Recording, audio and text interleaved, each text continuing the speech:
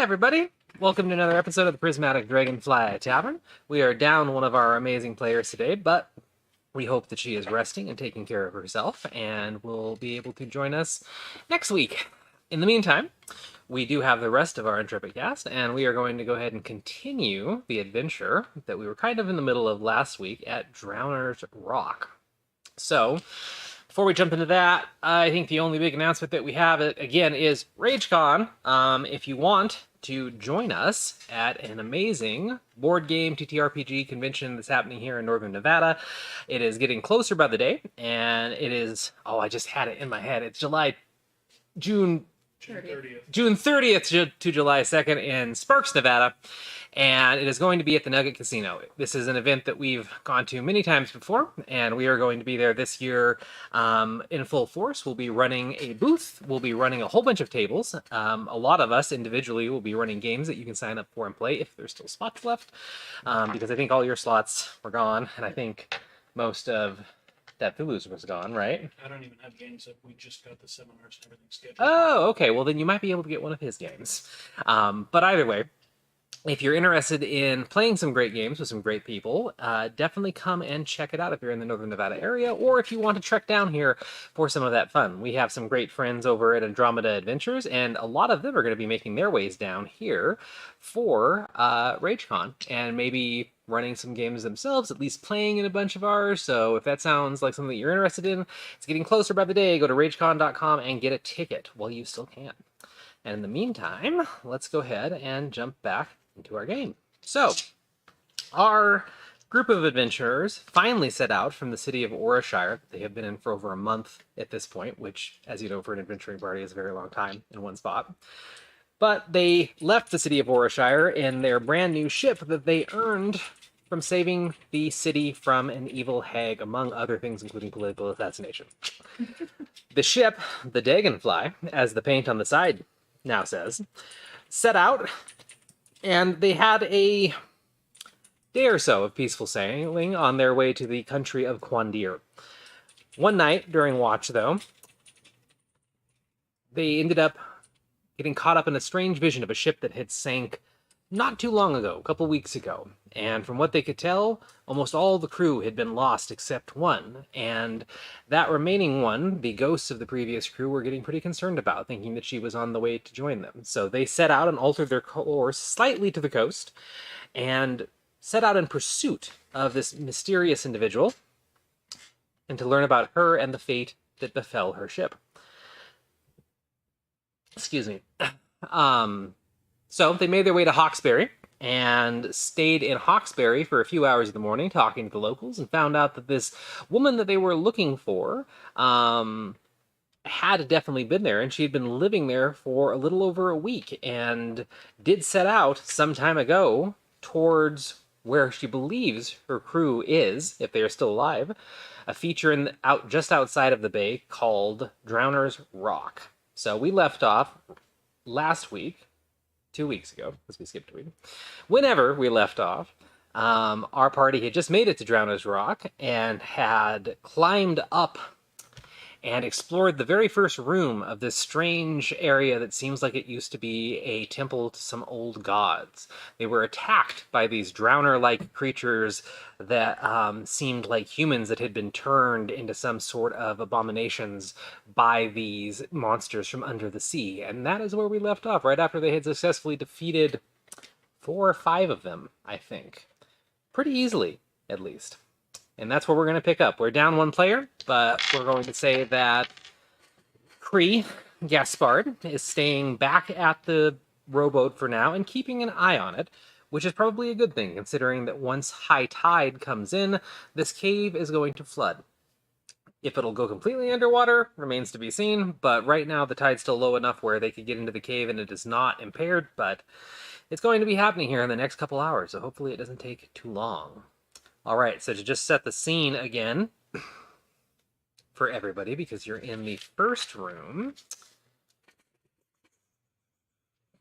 All right, so the first room that you're in, that you just finished killing the drowners in the human corpses that look like they were being converted into drowners that were in the body bags and wrapped in sails and were kind of floating in the middle, and the drowners were working on them. This room is an old ruined temple with mosaics of waves and sea creatures half hidden by seaweed and grime. A large round bronze door lies on the floor by the entrance and seems to have broken off its hinges a very, very long time ago. Thin rays of light shine down through shafts in the ceiling, illuminating a pool of seawater that... I'm changing my mind about something.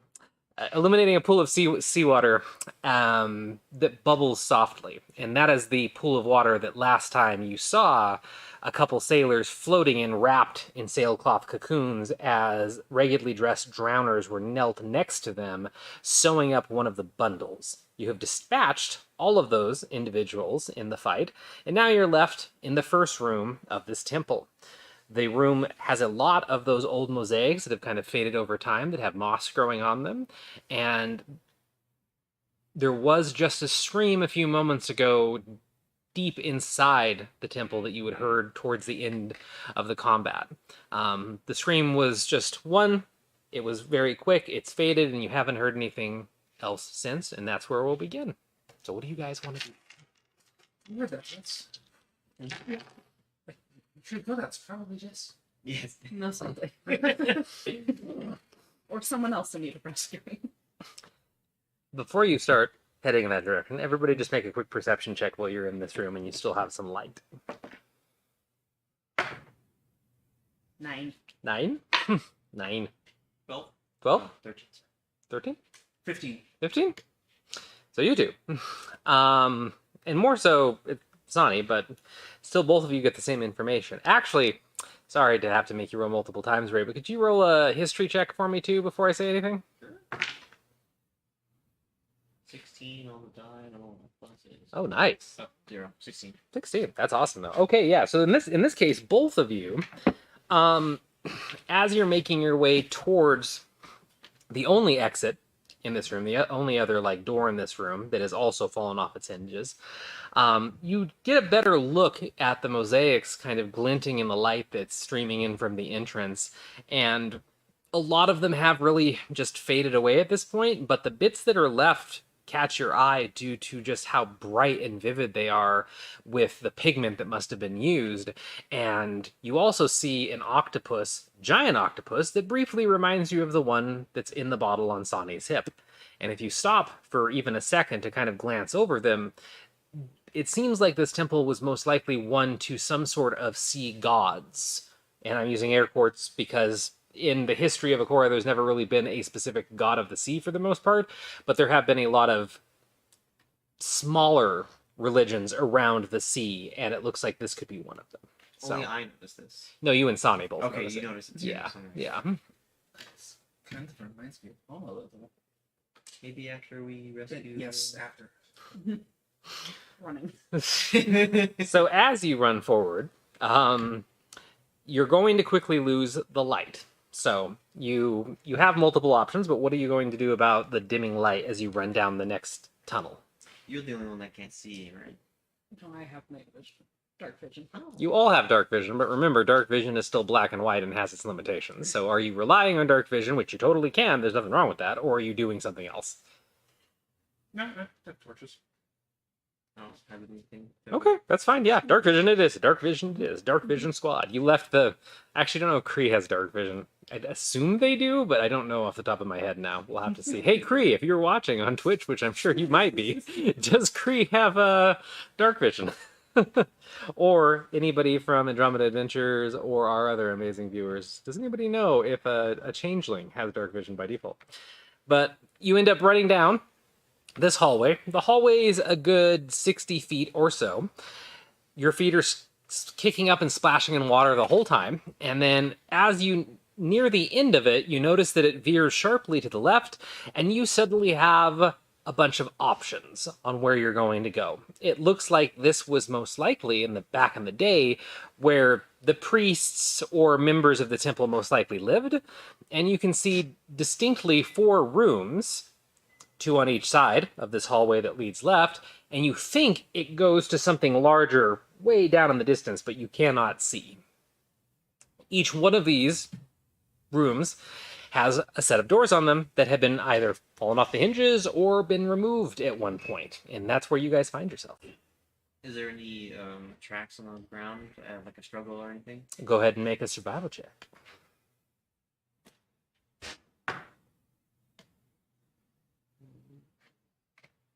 Oh, that's not too bad.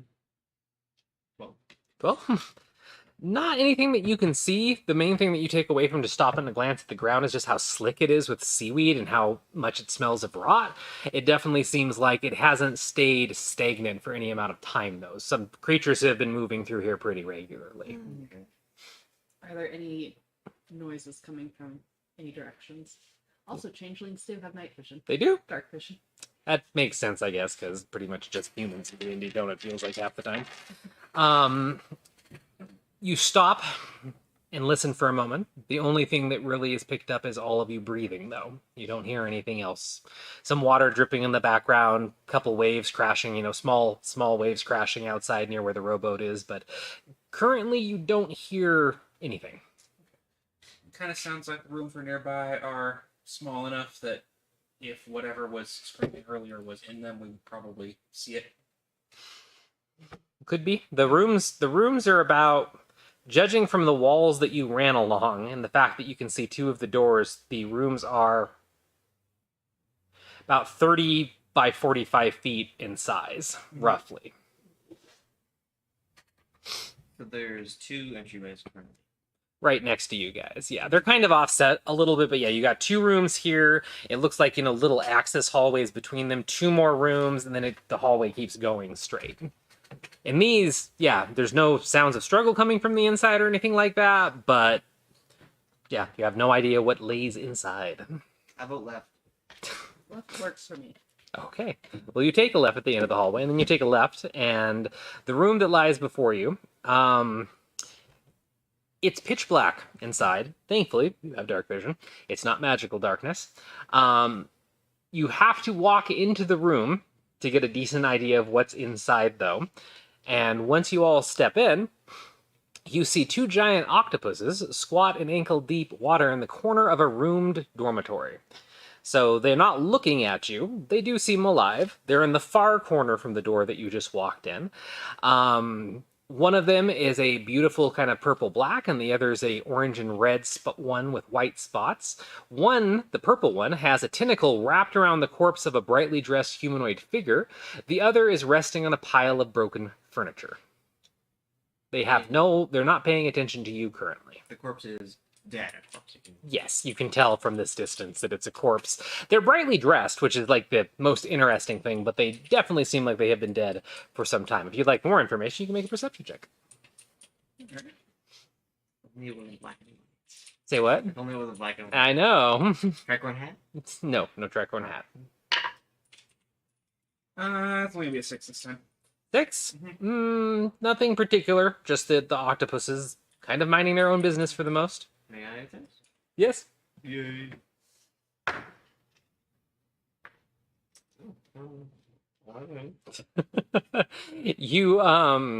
You spot a brief shimmer of gold in the rune furniture near the octopuses. It could have been a chest. It could be the money from the person. There is gold over there, though. But beyond that, you don't see anything else in the room. You don't spot a tricorn hat, though. And while this person has bright clothing, which you can't see with dark vision, but you can guess just due to the darkness of the clothing and the color saturation, people that have had dark vision their whole life, I would give, being able to kind of guess that something has more color to it due to the saturation of the clothing, but somebody that casts a spell, not so much. So. I don't think they're sleeping. Move on. Are you able to speak? Do you speak octopus? You just can't ask somebody if they speak off. It's not enough, Okay, I could speak with them. Do we want to ask them if they know what's going on here? That's a good idea. They're smart, but they might not have cared so much for someone else running past if they aren't eating. True. Okay. Yeah, it does seem like they are mostly focused on that corpse right now. To the right, then.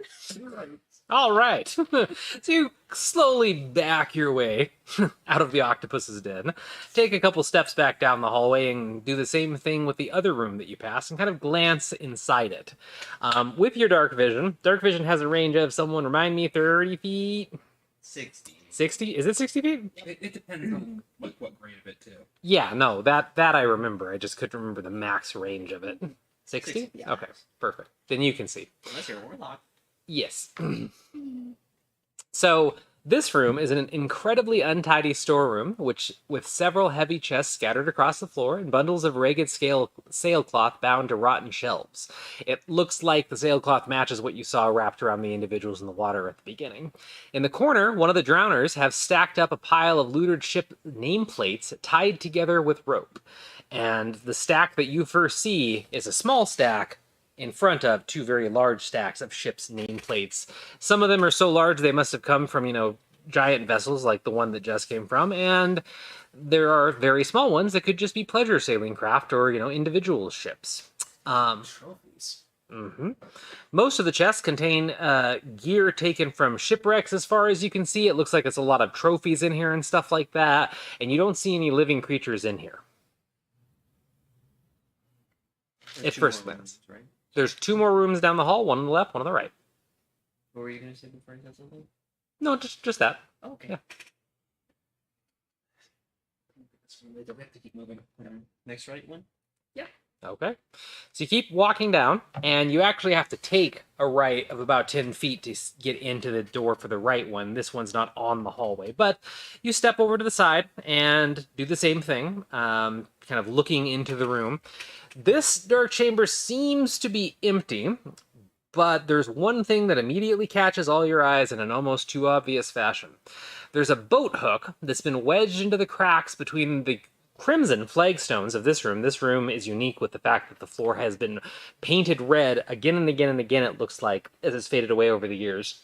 And a bright red hat. Light So- the torch so I can see what color the hat is. It's the right shape, so yeah. And what did you say that you did? Just I have torches with me, so I just press Slide a the vegetation torch. light one to actually get more details. Okay. As the light floods into the room, you do see that it is the hat, the bright red hat that you think you're looking for, that most likely belonged to Jess Red, and it is impaled on the hook in the middle of the otherwise empty room. Does it seem like a trap? Is there a sound of a struggle here? Make a survival or a perception check. Yes. 11. 11 perception, 17 Survival. survival. All right. So nothing particular for Sane, but as you're kind of taking a moment and glancing around, thankfully, due to the light that Sane's torch is now casting and flickering across the room, you catch a glint, and then another glint, and then another glint, and then another glint. And it takes you but a few moments to realize that the room seems to be spiderwebbed with fishing line. And they seem to lead back to the hook in the middle of the room and into the walls, as far as you can tell. This room is lined with wire. And once pointed out, of course, you both can start to see the reflections as well, and it looks like it is just spider-webbed all over the place. If the room was flooded, you feel like you could really easily swim through it. Being on your feet, though, it definitely seems like it's meant to impede anyone that tries to get through. Mm-hmm.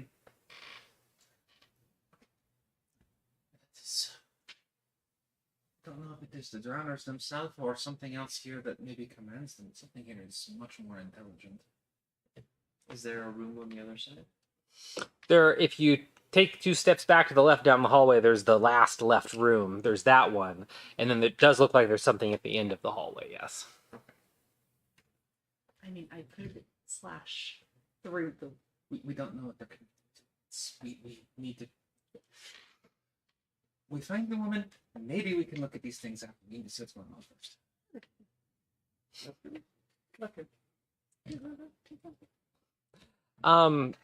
Because of the previous rolls, actually, there's reasons for all of you to do it. Everybody just make an intelligence check really quick before you walk away. As you kind of see the side of the room. One last. 16? That one. Oh no. 16? 17? Okay. It's in those days. So as you step back down the hall to try the next room, the two of you kind of think about what you just saw and remember that, like, wondering why the drowners are doing certain things or why the drowners would have left that hat in there. You both remember that you need an object that belonged to somebody to scry on them or to fuck with them via remote spells. So if it is Jess's hat, that's a possible explanation of why they keep that thing. And that could also be why they have a storeroom full of treasure that they probably don't use otherwise. Just lots of planning that, random mindless undead shouldn't have. They shouldn't have. No, they shouldn't. Then again, are they mindless undead, though? Exactly. All right, so you take a couple steps back to the left, walk down the hallway a bit more. This time you have to go to the left, and same thing with the door kind of being offset of the hallway. And when you peer into this room, you see a huge iron cage in it that definitely was most likely here the entire time this temple was a thing. It looks like it's some sort of a small prison. The iron cage is built into the flagstones and the stone of the room. And you see a young male merfolk. And he seems to be alive. He notices you immediately, somewhat almost eerily, like the second that you look in the room, his head snaps up and glances over you, but then immediately just looks away and looks back down at the floor. And otherwise, there's nothing else in that room of note that you can see right now. Hi. Just stares at the floor. Are you alright? Stares at the floor. Perception.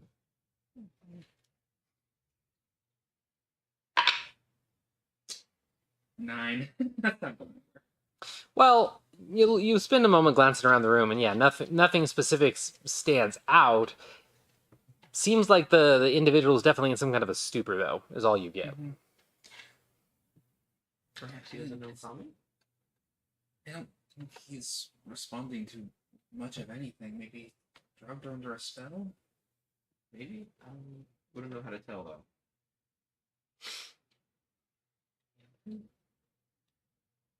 I don't know what we can do with a stupor, unless we can slap about it. But that's also a good way to get your hand bitten off in case. What do you think? This is. I mean, I would not advise slapping anything with sharp teeth.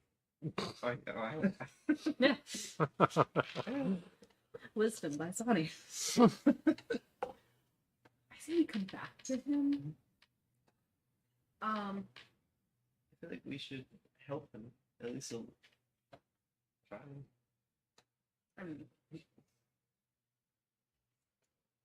We can, but he seems to be in this state somewhat tension. We can come back. I don't think they're going to do anything else while we look around. That's true. Okay.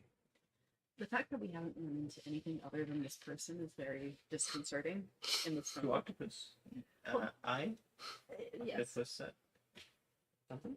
Well, yes, Or- besides the octopus. It was about to come out of my mouth and I stopped. Octopods, octopodes, octopi. Those are the three different valid plurals of octopus. Not that one.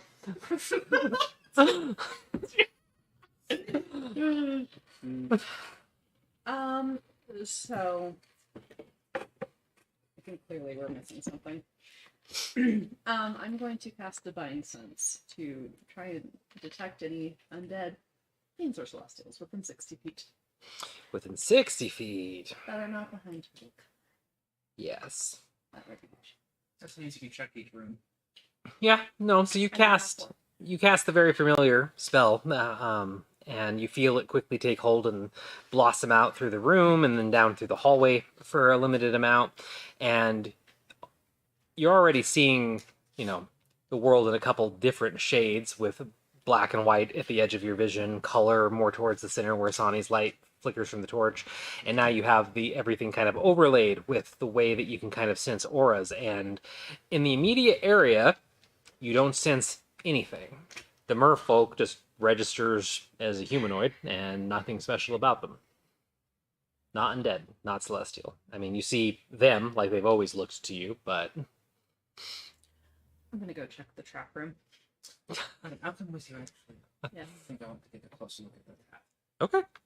So you guys wander back over slowly and carefully, I assume, to the room that has the hook in it. Mm-hmm. What do you do? How close are we to that hook before we start seeing any of the wires? The hook is in the exact center of the room. This room is... I love how to count squares like a kid. It's 30 feet by 40 feet. It's in the dead center of the room.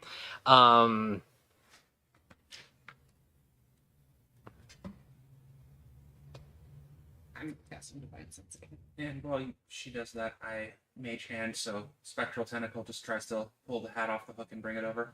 Ooh. Do you have to recast it already? Is it just like instantaneous and it dies? Doesn't it have any duration to it or No, not? this is- Until your next turn. Until your next You turn. get 6 seconds on that, yeah? Yeah. Okay. It's a ping, not a Mhm. permanent radar thing. That's what I figured. I just wanted to double check because can't remember all that stuff. So yeah, you cast it again. Same thing. There is nothing alive as far as you can tell, or that falls within the range of divine sense, alive or dead, in the general area. So, I mean, actually, where you're standing, I think it would trickle out, and you probably like ping the octopuses. But yeah, you're not seeing any undead, any celestial fiend, anything else. I mean, it wouldn't ping the octopi unless they were celestial or fiends or undead. Yeah. Well, I'm just saying that you think it'll probably There's just a reach them. celestial octopus in the bottle. That's Yeah. it.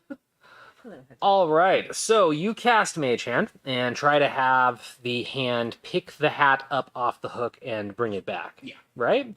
Make a dexterity check for the hand using your own dexterity. Pretty sure it doesn't come with its own stats. So 18. 18? Okay. So you all watch the kind of purplish, half visible hand appear out of nowhere next to this hat and gently pick it up under the brim and slide it up off the hook and then weave through the many glinting lines in the air, and it seems like it's successful in evading the trap, and eventually it deposits it in your waiting hands. Alright. I just want to take a closer look. It's like, is there blood on this? Was it just impaled as a personal item? It doesn't seem like there's blood or anything on it other than it's soaked with seawater, but when you're flipping it around and looking at it, you do see Rin sewed into the inside brim. What was the word? Rin, Jess's last name, Okay. Jess Rin. Perfect. It's definitely her hat then, and now we've taken it away from the drowners. Good. Mm-hmm. I'm just curious. The red floor. Does this look like paint or what? Paint. Okay. And like even just where you guys are standing, if you like toe it, you can like look down and see flakes of it, and it seems like for some reason they have taken the time to paint and paint and paint and paint this floor again and again and again, and eventually it washes off due to the salt water and the erosion, and then they paint it again. So Yes, blood does not dry that color.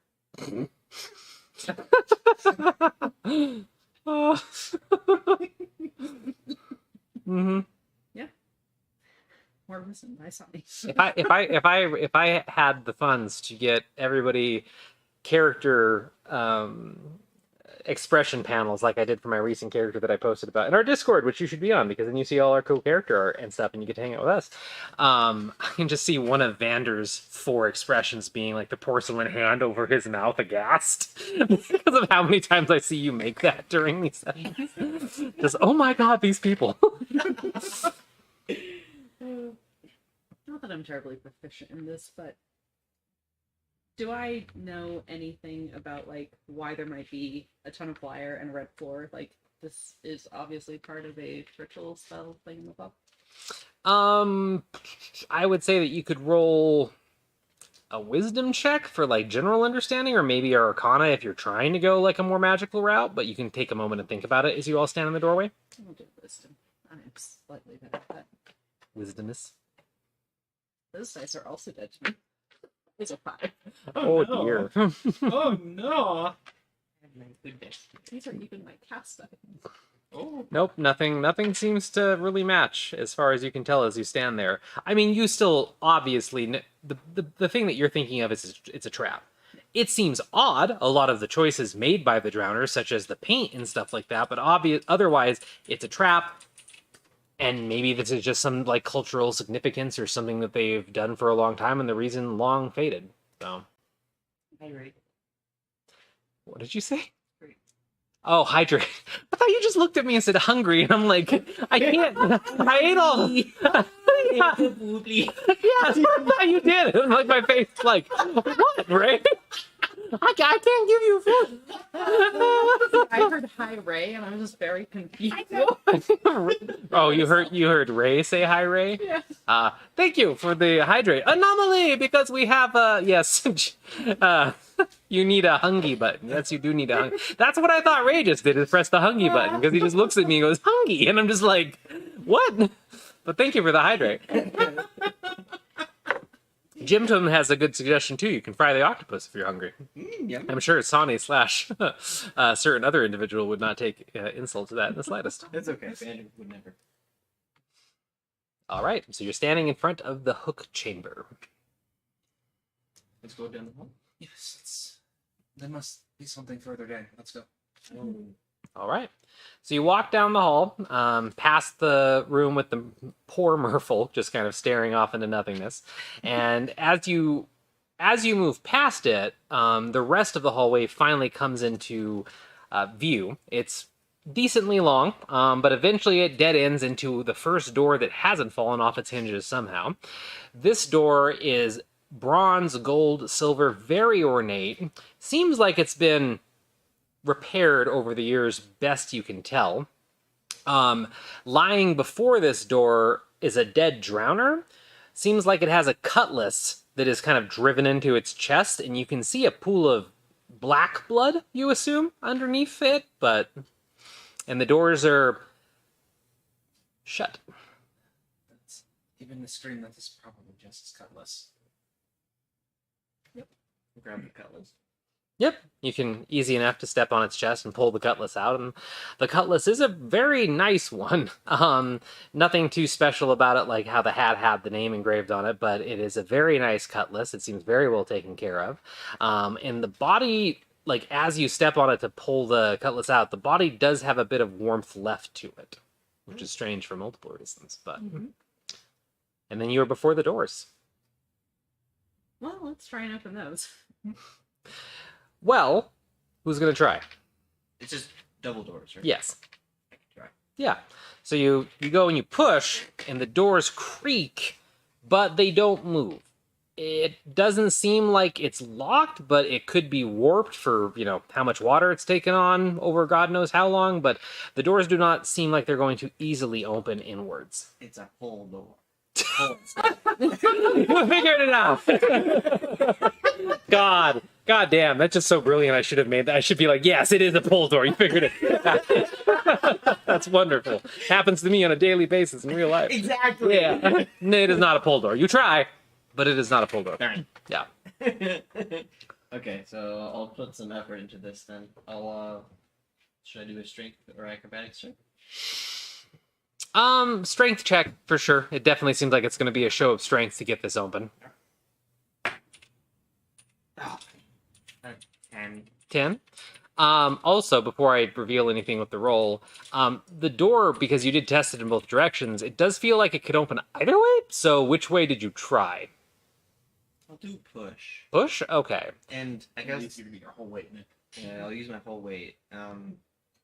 With more than if I have multiple pairs of arms, does this help me at all? Having multiple of something doesn't matter if there's no push behind it. Yeah, that's true. But even with a 10, it takes a moment of just like actual like flexing and having to push, but you do eventually get past whatever's wrong with the door, and the door kind of ka-chunks a little bit, and then it swings open without much effort. So you're able to open it.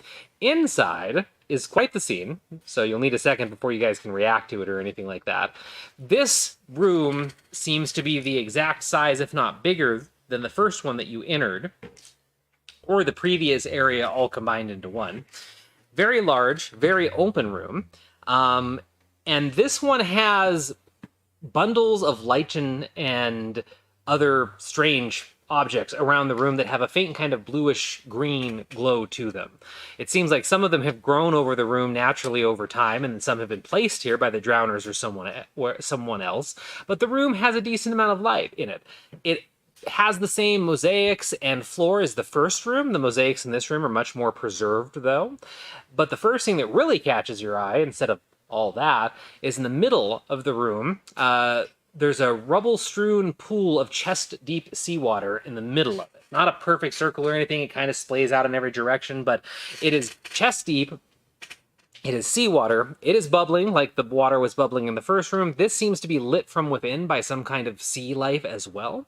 And you see a struggling Jess Wren in there, lying just under the water, and seems to be fighting against an impossibly strong current, kind of spinning around and moving in that body of water. 6 drowners stand around the edge of the pool with wide, wicked grins on their rotting, varied faces. And you hear a sort of deep chanting coming from all of them as they wickedly smile down at Jess. They haven't noticed you entering the room. Should we go? It's whatever they're doing, we need to stop it. Okay. Running? Yeah, I'm running. Running? Okay, well then roll initiative. Lie.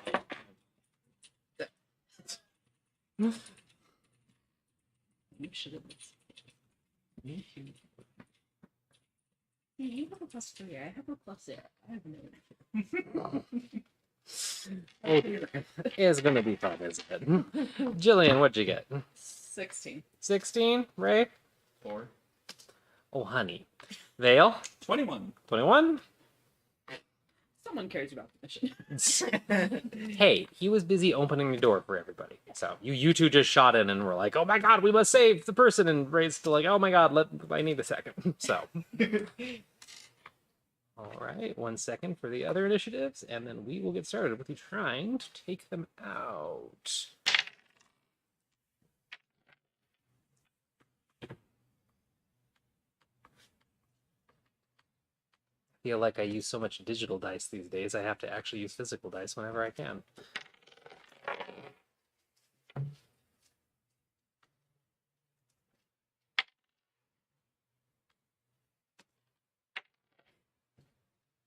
Not good when some of their initiatives match their, number. I mean, you roll enough of them, it's gonna happen. You'd be surprised, because apparently my luck has returned with dice as well, but we shall Isn't see. that why you switched to digital partly? No, never. I don't care. As much as dice abuse me, like I always am a firm believer of in person, real physical dice kind of thing. Though the digital dice, the times I have been rolling them, I have gotten an unnatural amount of nat 20s. So apparently digital dice do like me. You either have to be digital or have to be trying to kill Sonic. Those how you get 20s. Apparently, because that is the few times that I've managed to get them. I don't think even Skalea has gotten.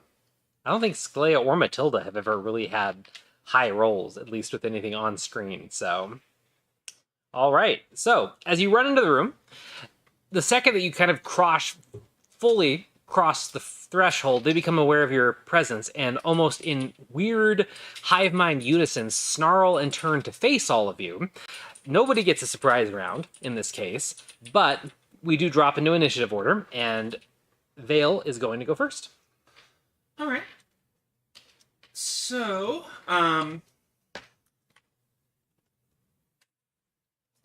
mostly just kind of getting in the room, but not in either of those two's way. Mm-hmm. But rather than going directly for the Eldritch Blast, I mean, obviously the tentacle's coming out and just going to bap somebody in the face. But beyond that, I start channeling a spell, but instead of the Eldritch Blast, I'm casting Summon Fae. Summon Fae. Okay. Considering girlfriend is not an option for that, what No. are you summoning? You call forth a Fae Spirit, manifests in an unoccupied space that you can see within range. This corporeal form uses the Fae Spirit stat block. You cast the spell, choose a mood. Fuming, mirthful, or tricksy. Ah, yes. And I think we are going to go ahead and go with fuming, just because, especially given the situation. Creature resembles a fey creature of your choice, marked by the chosen mood. I'm imagining this is just Sonny has been continuing to play with the fey magic she's been gifted with, effectively. Mm-hmm. So it's basically like a flying fish with very sharp teeth and like butterfly wings instead of fins, because it's just ocean magic and fey magic all mashed together. Okay. Yeah, you all see this interesting And amalgamation I of a don't think she's creature. bothered explaining she's been researching No, this stuff to no, anybody. no, you have not. So yeah, you all just see this like cursed fish with butterfly wings go. It's a cursed fish that just pops out of nowhere with a bit of like sparkle and glitter in the air as it's summoned off to the side as you're about to enter combat. So that happens. Yep, and that is any space I choose, so it's just kind of showing up on the opposite side of the drowners. Okay. I cast Summon Fae. Pop, Vander now stands in front of you. that was I mean, it's a Cthulhu. level 3 spell. It's not going to be like Vander or Matilda suddenly show up. No, I know, but it's still funny to think about because you do actually have a Fae with you in the room, so... At higher levels, you can just summon Vander. Yep. Oh god, the person. I wish one of my NPCs were here that could make jokes about that. Anyway, it acts on my initiative immediately after my turn ends, so Yep. first things first, the tentacle swings at whatever drowner it showed up closest to. So they're all standing kind of.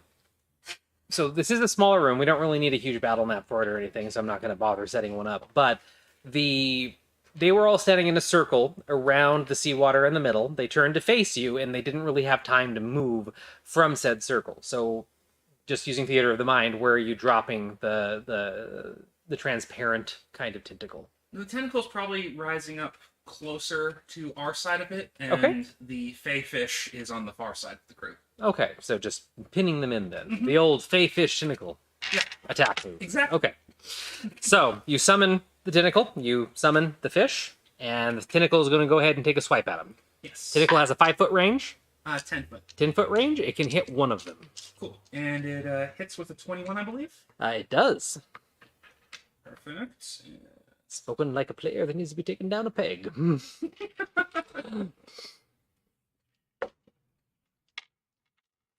I just remembered from last time these weren't terribly difficult to actually hit on. Clearly. Yeah. God, I'm doing it, Ray. I put my feet down. Not making too much noise. Say what? Hits for 6. Hits. Hits for 6. 6. All right. So the tentacle lashes out, smacks one of the drowners, and sends it stumbling just a foot or two. Definitely seems like a solid hit. Not too much else happens, though. Is the fish going right after you, you said? Yes. Okay, so what does the abomination do? So it has butterfly wings, and it's a sharp-toothed fey fish. This thing is the stuff of nightmares. Mm-hmm. And it's just going to go ahead with basically a short sword equivalent for its attack. So. Okay. So it's also going to be able to attack one on the other side. And that is going to be a dirty 20 to hit. Hits. Let's see, that is...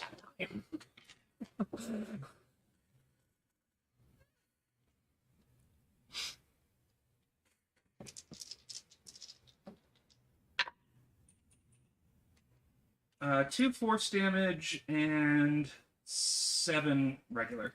Oh, dang. Okay. So the abomination, nightmare fish, lashes out and bites into like the neck of one of these rotting drowners who howls out in pain. And actually, you see it snap its fingers and summon some sort of like greenish fire in its hand, and it slams it against the fish and tries to attack with a reaction for 18. Okay, 18... Yeah, AC's 15, so that's going to hit. And it does 6 damage necrotic. Okay, it's got 30 hit points, so 24. Dear Lord. I said, dear Lord. It's the beefy cursed fish. All right. So that's the end of your turn and the phase turn. Yep. All right, Cass. unfazed by the nightmare fish, just being like, that checks out for Sonny. But no, we've seen the shit she gets up to. This is normal. Less blood was involved in this. true. I'm going to triangulate with the tentacle nightmare fish Okay. along this circle. Start with bonus action ensnaring strike. Starting with the very first one that get hit by the tentacle, it's just Drowner 1, 2, 3, 4, 5, 6. So Drowner 1 and Drowner 3 have been hit. Very easy way to visualize it in your head.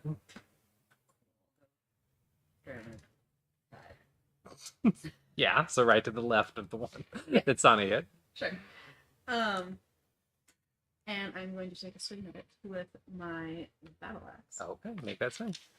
Al Pacino. Jesus Christ, chat. Oh, that's good. I see an angry anglerfish with butterfly wings wearing a tutu with a jawsy chain smoke of verbal affection. That's exactly how I'm picturing. Oh no. The fish is able to speak Sylvan. Oh, Sylvan officially sounds like New Jersey now. I now just picture Vander in a suit, like speaking the New Jersey. That is actually New Jersey. Yes, that explains so much. Does it? Does it explain anything? Or something. Yeah. 22 to hit. 22 to hit hits. Okay, so start with our damage, which is going to... Now I'm just gonna picture Vander speaking to Josie accent. So wrong. So wrong. So 8 slashing. Then the snaring strike will go off. Needs to make a strength saving throw to not be restrained. That is going to be, I think, a 15. That does save. Okay. Okay. Enraged, I am going to do this again. Flash, I did again. For a 21 to hit. We 5 slashing, and I'm going to use a divine smite. Yeah, no. Yeah. Do it. Um,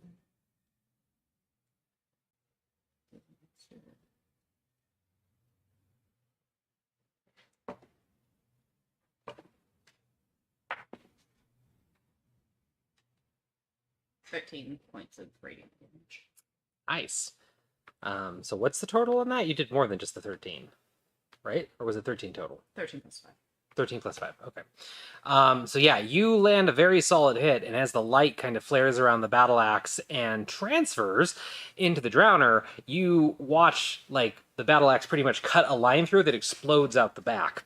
And it's barely standing. It's still standing though, and fixes you with a horrific expression as you manage to decimate half its body, reduced by a 10th. And that is going to be your turn? Yeah. All right. So, part of the issue of not having a battle map is not being able to notice very small details like this. We were just getting back into combat and stuff. Didn't feel like we needed to bust out a battle map tonight. But there is one point of order that I'll mention, is that pool of water that Jess is trapped in, as I explained, or when I described the room, the water kind of spiderwebs everywhere. And once you go past the doorway pretty much like 5-10 feet into the room, you're standing in water. It's not chest high, which is what she's in, that she's kind of drowning in, it looks like. But there's water in the room, even though it's, only a couple inches of water. Because you went up to them to attack, you had to step in the water. The water is still just a couple inches. But as you finish your attack, though, you feel a kind of weird otherworldly pull from the water. You don't see like vines or tentacles or anything like that, but it feels like there's some kind of a magical aura in the water, and you have to make a save if you end your turn in water. So go ahead and make a strength saving throw. With different dice than you've been rolling, hopefully. Oh no, this one's Okay. working well for me. That's a 23. 23, yes. So yeah, you feel this like otherworldly pull on both of your feet, and it feels like it tries to pull you to the floor, and you just brace yourself and kind of glance down, and you're fine for now. All right. So then, Ray doesn't get to go for a little bit. 3 drowners are going to go. And the way that we're going to do this is the first drowner is going to immediately lash out at the tentacle that attacked it, which I don't think it can actually attack, right? I don't think it can. It's intangible. It's intangible, but it's going to try because it doesn't know that yet. It rolls a very high roll and kind of just swings through it, and face screws up in anger as it realizes that it can't hit the tentacle, and then it's going to spend its turn moving towards Sonny. And it will get to Sonny, but it's going to have to pass Cass. So Cass, you get an attack of opportunity on it. Oh, how's it?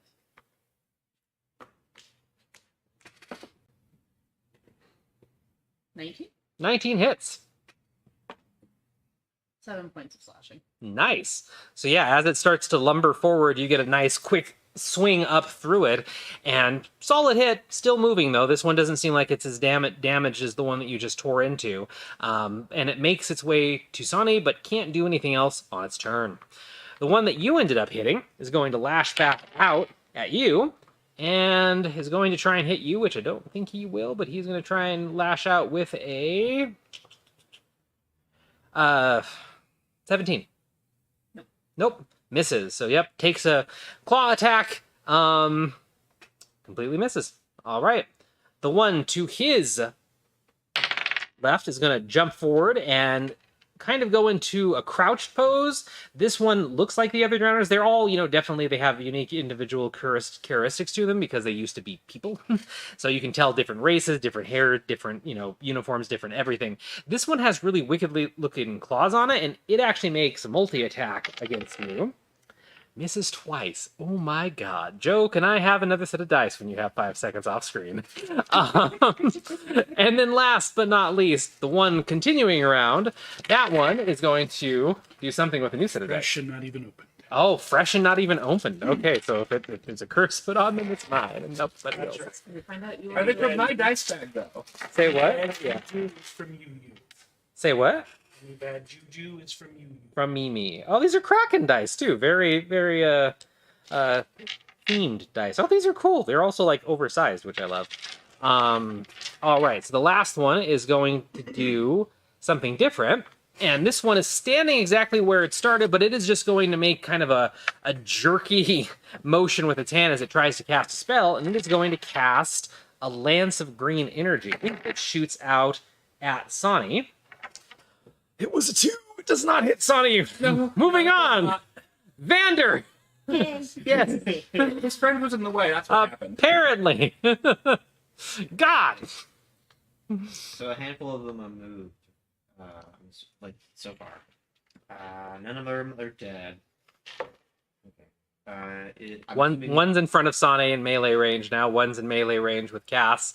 And then, yeah, the others are pretty much where they started, and you still see Jess kind of twisting and struggling underneath these waters in the middle of the room, and her hair has kind of like spooled out underneath there, and she's thrashing, and it just seems like she can't break the surface of the water for some reason. Okay.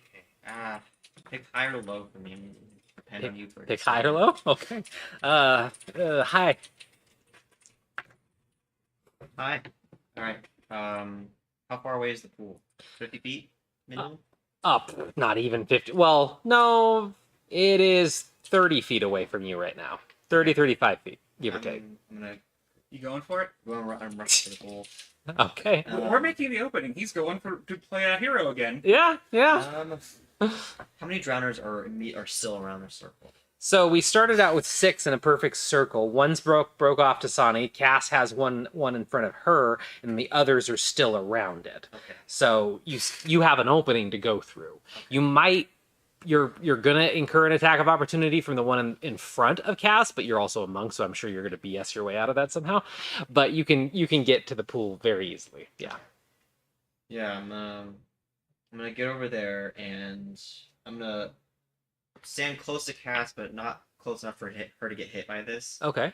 I'm gonna try and hit the one she's dealing with, and then the one I'm assuming that would be like relatively nearby. Yeah. And I'm gonna summon my arms again. So you're not going past them, then you're just going up to engage in combat. Somewhat. Somewhat. Okay. So when I summon my arms, it causes a sort of reaction around me, an AOE action. Oh, okay. Yeah, we haven't done combat for a while. It is Each creature of my choice within 10 feet must succeed a dex saving throw. 13. Or Okay. take force damage. Oh, all right. So dex save 13. Mhm. All right. So one of them makes it because the dice then gave me a nat 20. So Jim Toon in chat is right. It hasn't used up any of the 20s in this yet. So one of them manages to dodge. So I imagine it's something like your astral arms kind of just like explode out into reality, and there's like a shockwave almost or something like that with it. I would assume. Okay, so the one that is next to the one that Cass is engaged in takes the hit. So what happens to them failing? They take 2d6. 2d6. Oh wow, yeah, roll that. 2, 3. Pretty low, but anyway, that's round. That's still some damage though. Yeah. That's still some damage. All right. And so this will count for one of my bonus actions. Okay. For my main action, I'm gonna use my spectral arm because I don't want to put my actual hand into the water. Clever. I'm gonna use my spectral arm to dip in and grab her. Okay. It is going to be a athletics check to get her out of the water. Go ahead and make that.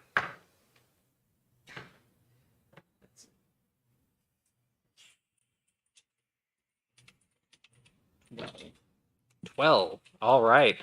You make it. It feels like just barely, but your astral arm goes into the water, and even though they're astral, because they're part of you, you do get a lot of sensation through them. And despite looking, smelling, everything else like seawater, it feels to you like that water is actually almost boiling hot for some reason. There's no steam coming off it, but your astral arm indicates how hot that water actually is, and you manage to grab her kind of by the scruff of her neck, the clothing that she's wearing, and you have to fight against the current, and you eventually hit a break point where she pops free of it, and you like overcorrect and almost like pull her up into the air.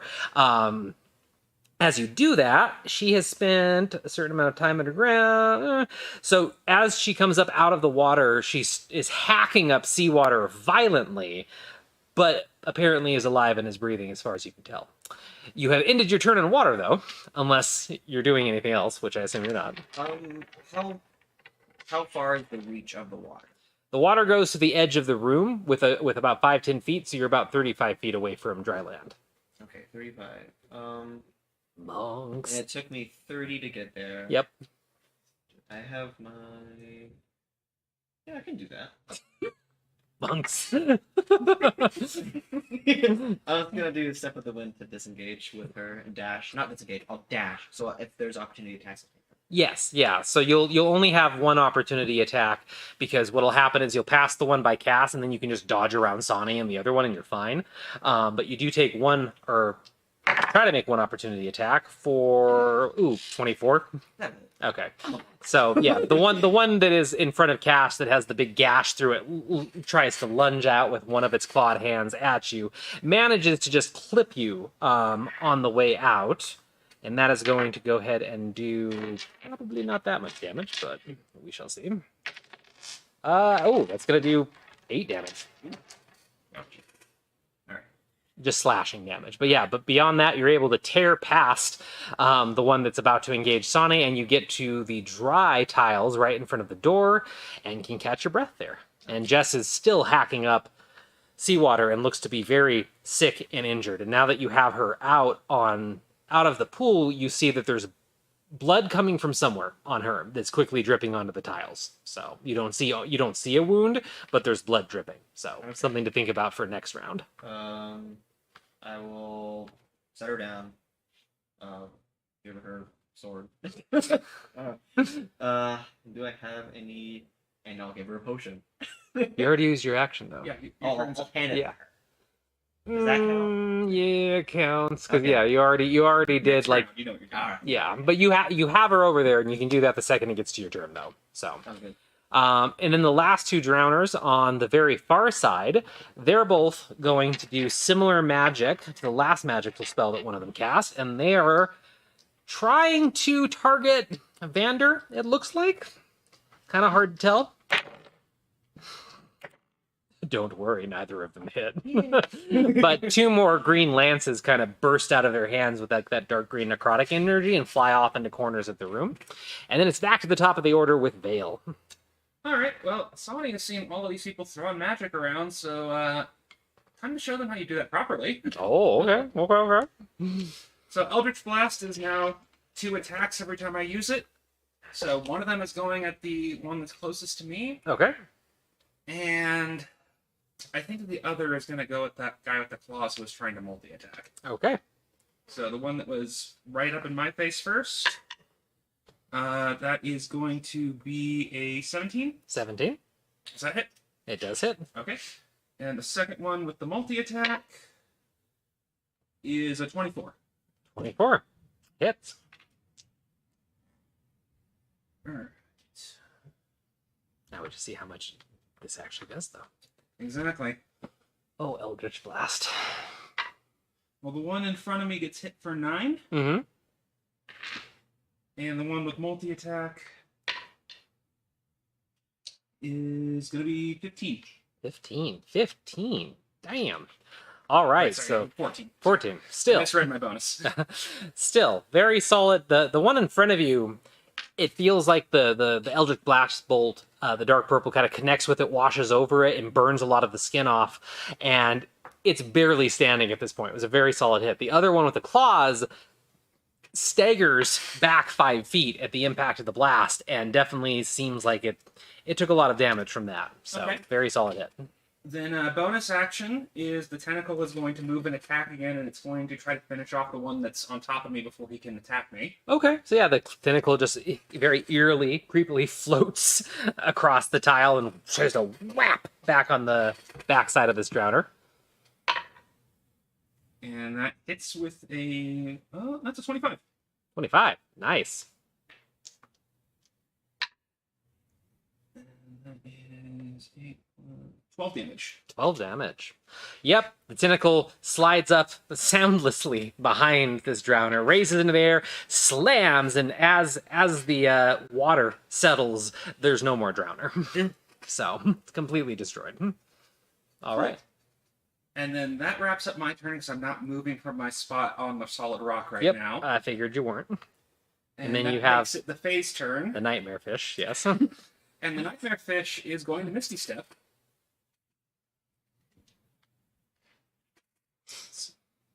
Let me pull up the spell so I've got all the stats.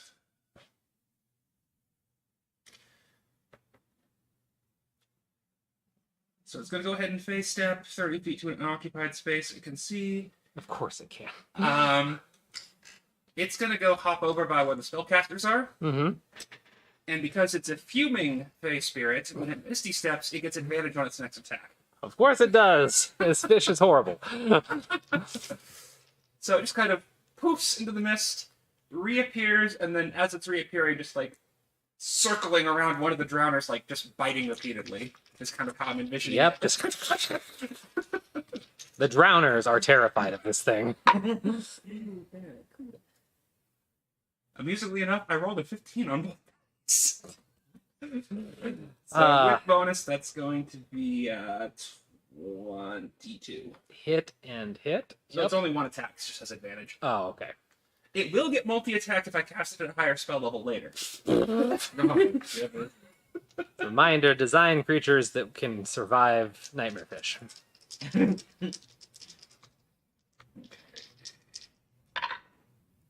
And that's going to be 12 regular damage and 5 force. All right. 12 regular damage, 5 force to the one that was hit by the very nasty Eldritch Blast. That Well, I was hitting the ones that were casting spells. But... Oh, that was the one on the ground. You're right. Mhm. So yeah, very solid hit. All right. Anything else? Very no, solid hits. But my turn's over, and that took up the phase turn. yep. Gas.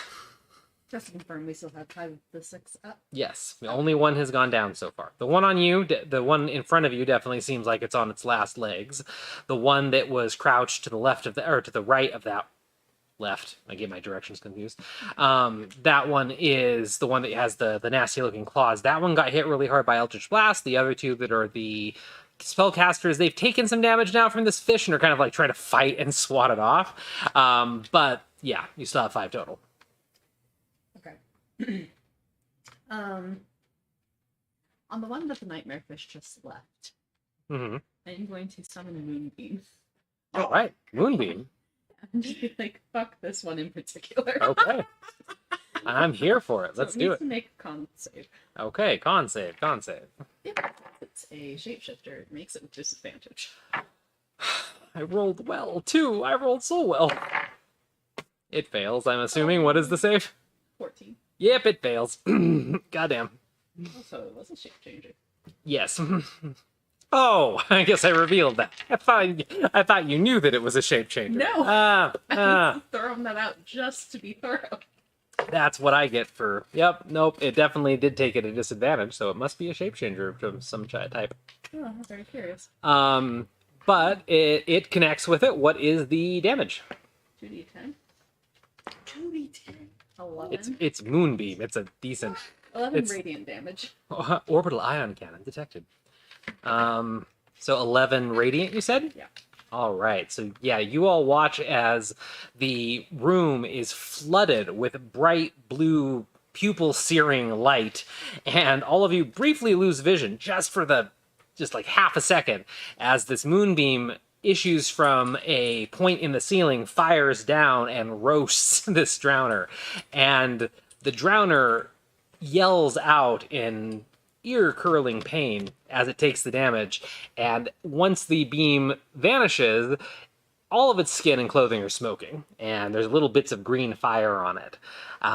Still alive, just barely, but it's there.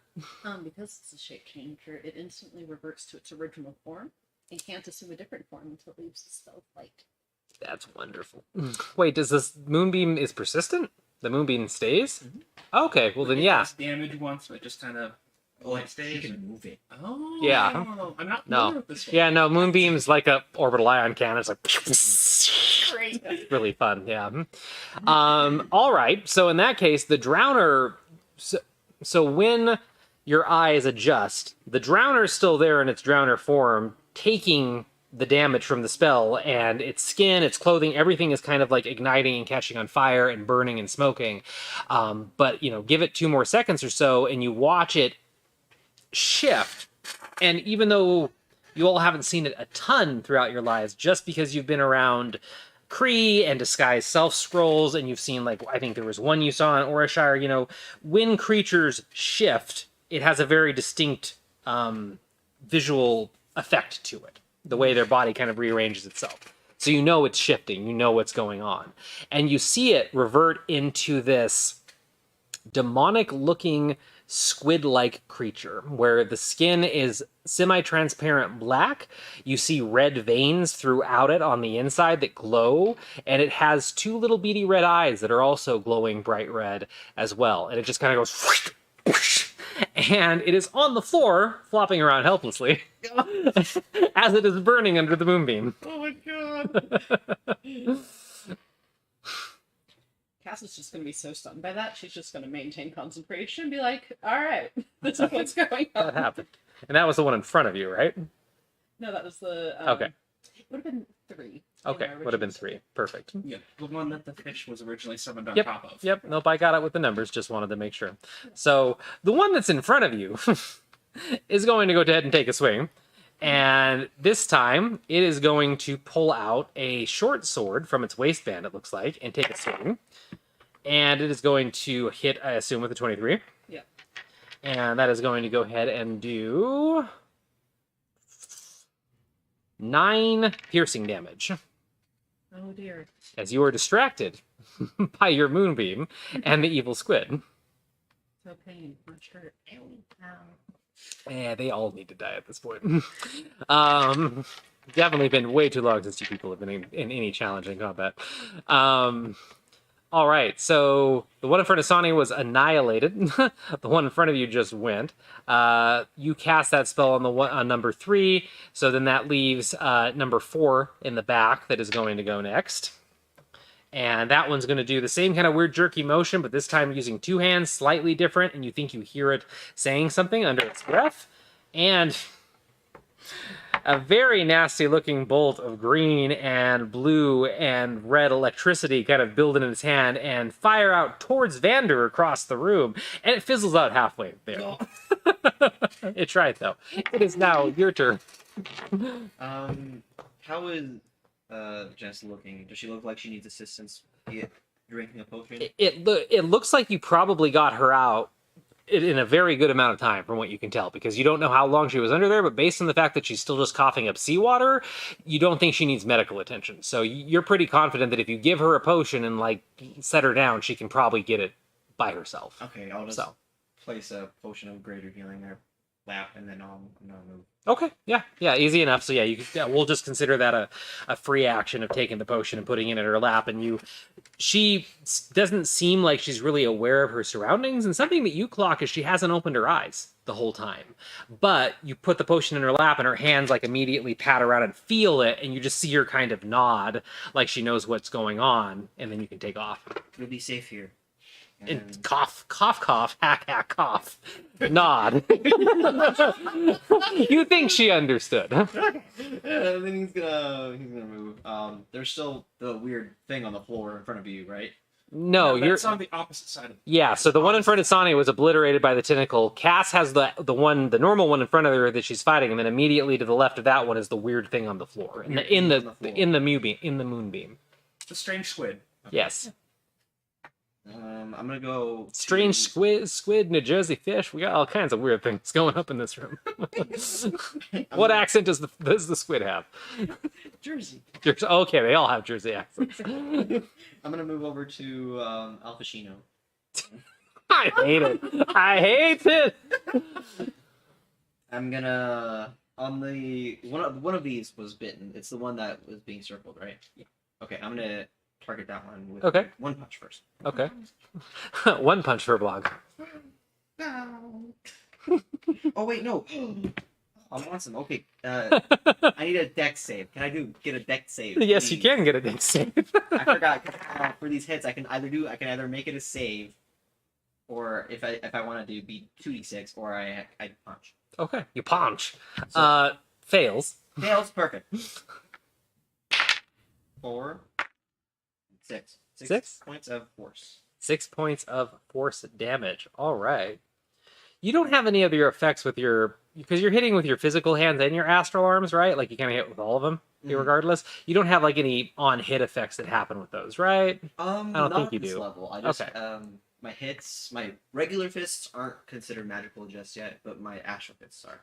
And they would have been part of that attack, right? Yes. All right.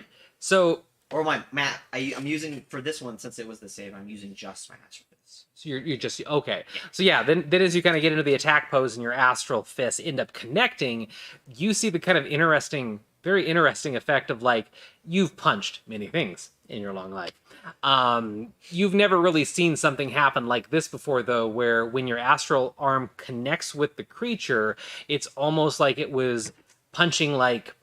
It's almost like that your astral arm was wreathed in fire and it hit paper mache. Because when the hand hit it, the skin, bone, everything just kind of like effortlessly evaporated and blows away. Just bam, bam. So you hit, with 2 hits, you expected the body to take some damage, but like you caved it in on 2 sides and you watch it fall over dead.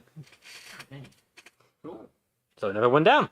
All right, and I'm gonna use a flurry of blows here to get to my other. I'll get one more hit, and I'll put both of the 2 remaining on the other one. The final one in the back that hasn't been touched yet. Yes.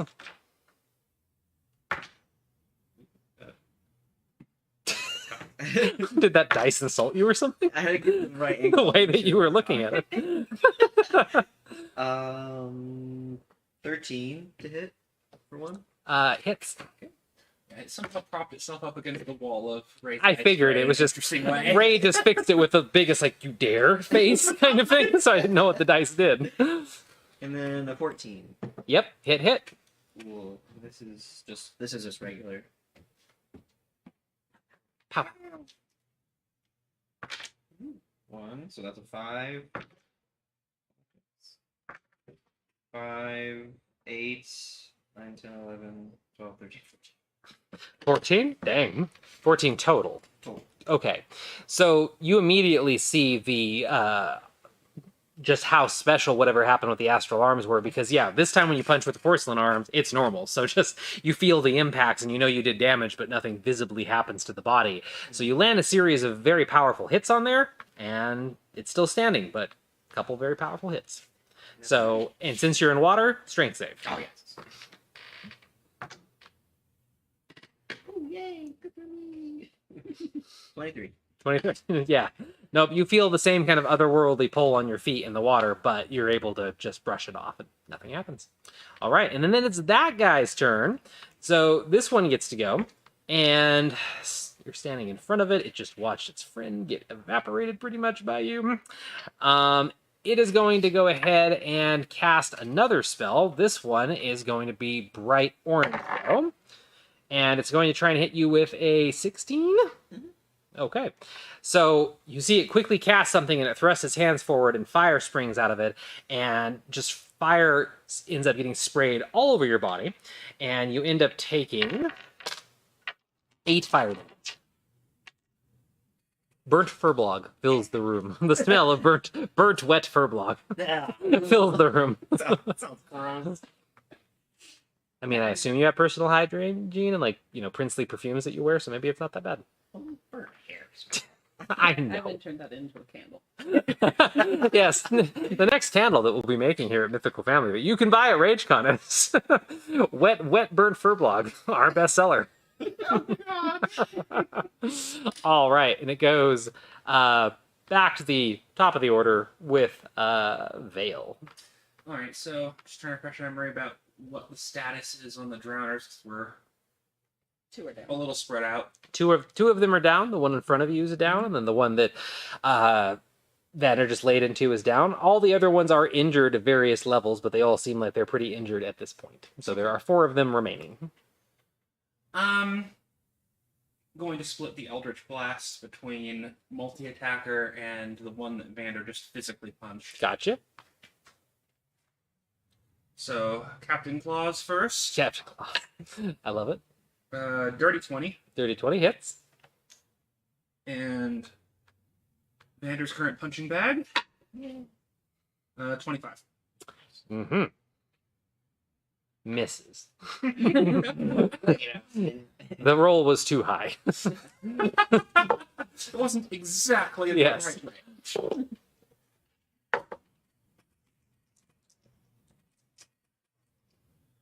Okay, so multi-attack. 6. 6. Mhm. Okay. Punching bag. 9. Okay. Both of the beams connect, slam into him, and the Eldritch Energy consumes them for a brief moment before evaporating into the air. Damage still on their feet. Okay. And the tentacle is going to go after the multi-attacker. Multi-attacker? Okay. 23. Hits. Dear Lord, these attacks. All in the 20s. Sonny's a glass cannon. She Yeah. is destructive if nothing's focusing her down. Yeah. I figured I'd be easy on them for, like, the reintroduction to combat.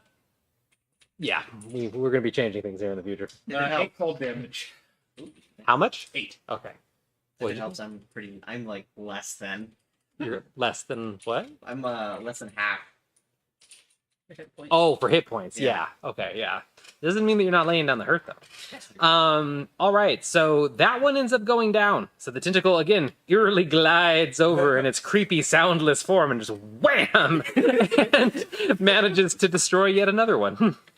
So that one is down. All right. So there's the one on the floor, which it's its turn. It can't do anything, annoyingly, because the one thing it's going to try and do, which is shift, it can't do, apparently. If it starts its turn in the moonbeam, it takes more damage. Okay, how much damage does it take? Still 2. I think it can make another strength saving or a con save with disadvantage. Can it? Maybe? Double check. Because we haven't used Moonbeam yet, so might as well get familiar with it. When the creature enters the spell's area for the first time or starts its turn there, it is engulfed in ghostly flames that causes searing pain, and it must make a con save. So yeah, I think it does it again. Does it again? Yeah. Okay. Con save at disadvantage. And what was the DC? 14. It might actually have a chance this time. It does not. It misses it by 1, sadly. That is 9 It's fine. Tall One's showing up next episode. I'll get my revenge. Takes 18 radiant damage. Damn, Cree! 18 radiant damage? Yeah, you watch as the, I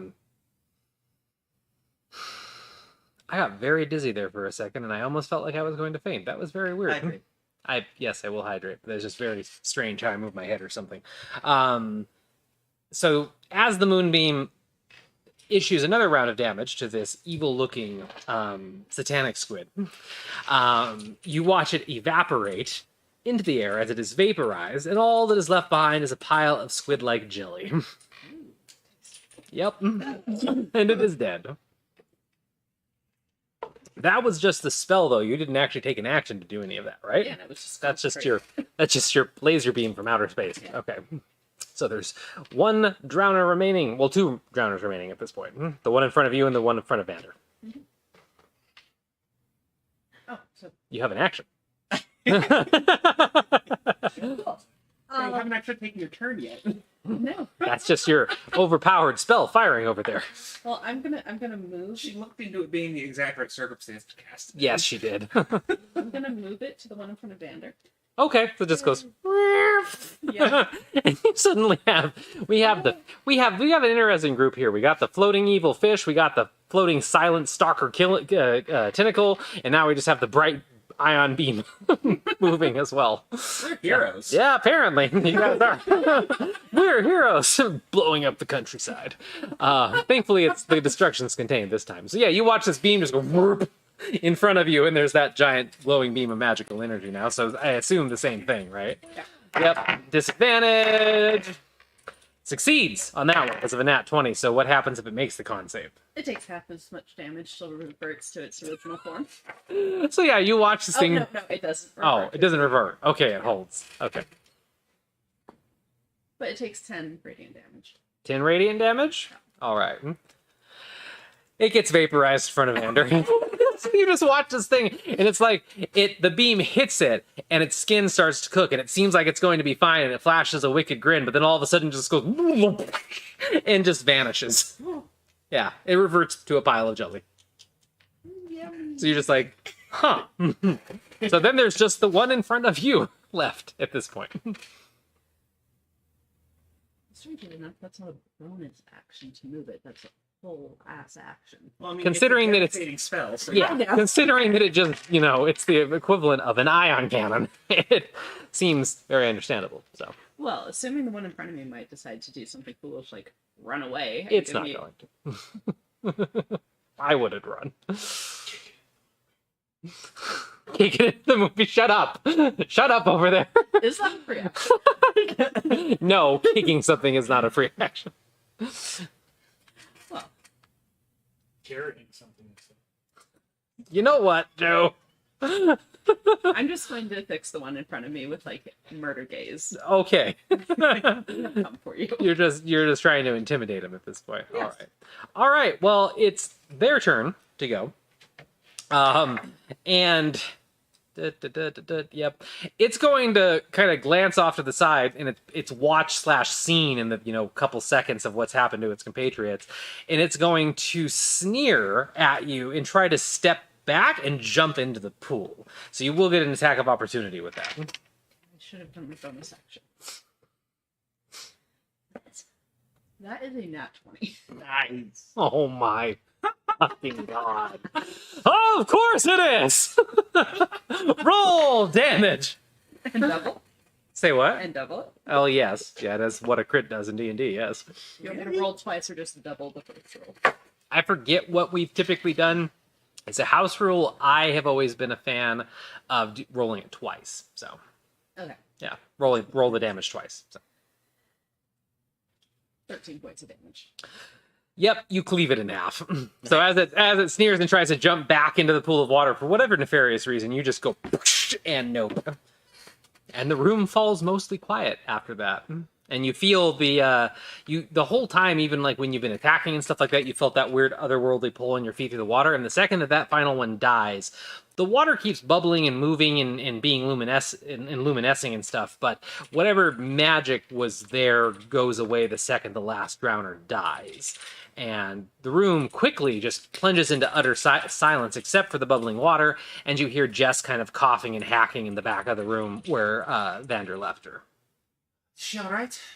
I think she'll be fine. I'm gonna go cast lay on hands. Oh, I think we're very few. Well, yeah, as you even turn to look at her or walk over there, you do see that an empty greater healing potion in her hand. And she's just kind of leaning up against the rock wall, having drank the potion. And it looks like she's been beat up, and you can't tell where the blood's coming from. She's sitting in a pool of blood, but the color of her face indicates, like the pallor of her skin indicates that she seems like she's okay, but you can go do a medicine check and, check her out and stuff like I'm gonna that. make sure that she is indeed not bleeding Yes. further. Yes, always a good idea. Mhm. So just gonna do a medicine check? That's an 8. She seems fine. She does seem fine as you walk over and kind of kneel down next to her and look over her.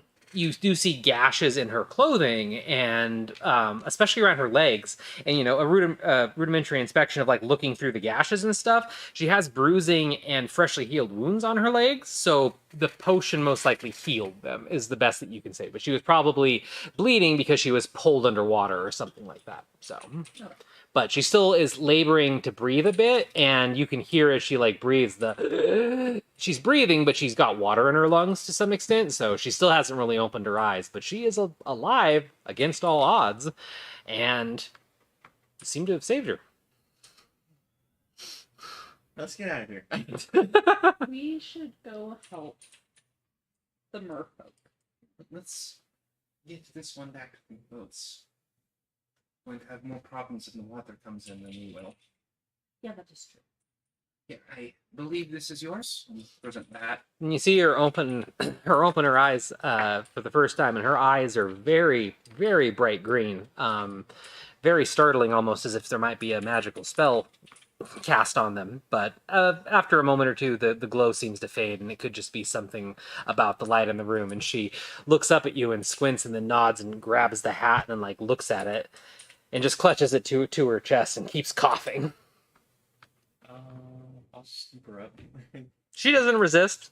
She's incredibly light, incredibly small, and you're able to pick her up. And you notice that she had the empty sheath for her cutlass still on her belt, and at some point she sheathed it after you had given it to her too. So you're able to pick her up, complete with her cutlass and her hat, and make your way out. Are you guys beelining it to the rowboat?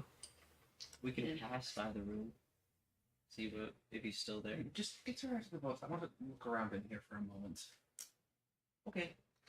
I'll leave the fish fellow to you. Yes, I think we should be okay. I will holler if anything happens. Yes. Okay, so then yeah, you can make your way back out. Make a perception check as you do so, as you make your way back to the rowboat.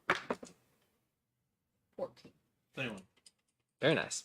Vander, on the way out, you notice small changes. Most of this place has had a weird kind of aura to it since the moment that you set foot in it. And even in the dead silent moments, there was always the faint whisper of water moving or bubbling and just kind of eeriness. And it feels like it's lifting, easing up for the moment at least as you make the way out. Like nothing visually changes, it's just more of a feeling, but you notice it on the way out. But you retrace your steps down the 2 sets of hallways and back into the main chamber. You see the corpses of the drowners and the poor victims that were becoming drowners there that you were able to stop once you had shown up. And right outside the cave entrance is Cree waiting on your rowboat. And you see that the rowboat is now pretty much level with the entrance, and water is starting to pool into the room a little bit as tide has been going up as expected. And Cree will help you get Jess into the rowboat.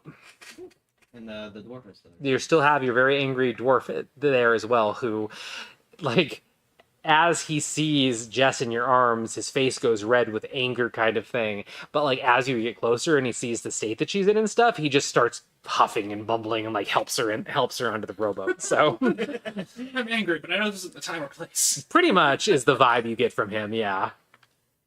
Since we're about level with the entrance of the cave, should we head out? Like, are we about to get trapped in here? Oh no, it's going to take another hour or so before the thing's flooded. You have time. Okay. But I mean, you have Jess. What else do you need? Well, we are missing a Sonny. I mean, I just assumed you died in battle, but... No, very much alive. Oh, okay. There's someone else trapped in here. She's going to go help them.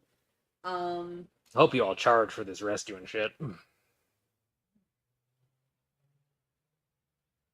There's the broom.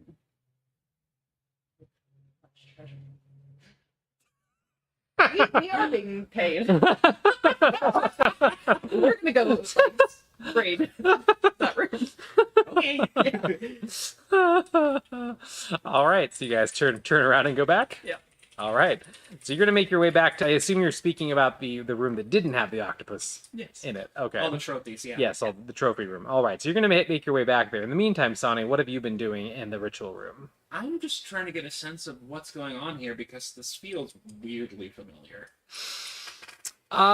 So if you spend a minute or two walking around, you'll see that the mosaics in here match the ones that you saw out in the entryway. They are more complete, but even to you, the gods and sea creatures and symbols and things that are depicted don't match anything in your culture one for one. Like, you could draw conclusions, but even you would be like, it's a bit of a leap to think that this would mean that or that this is that.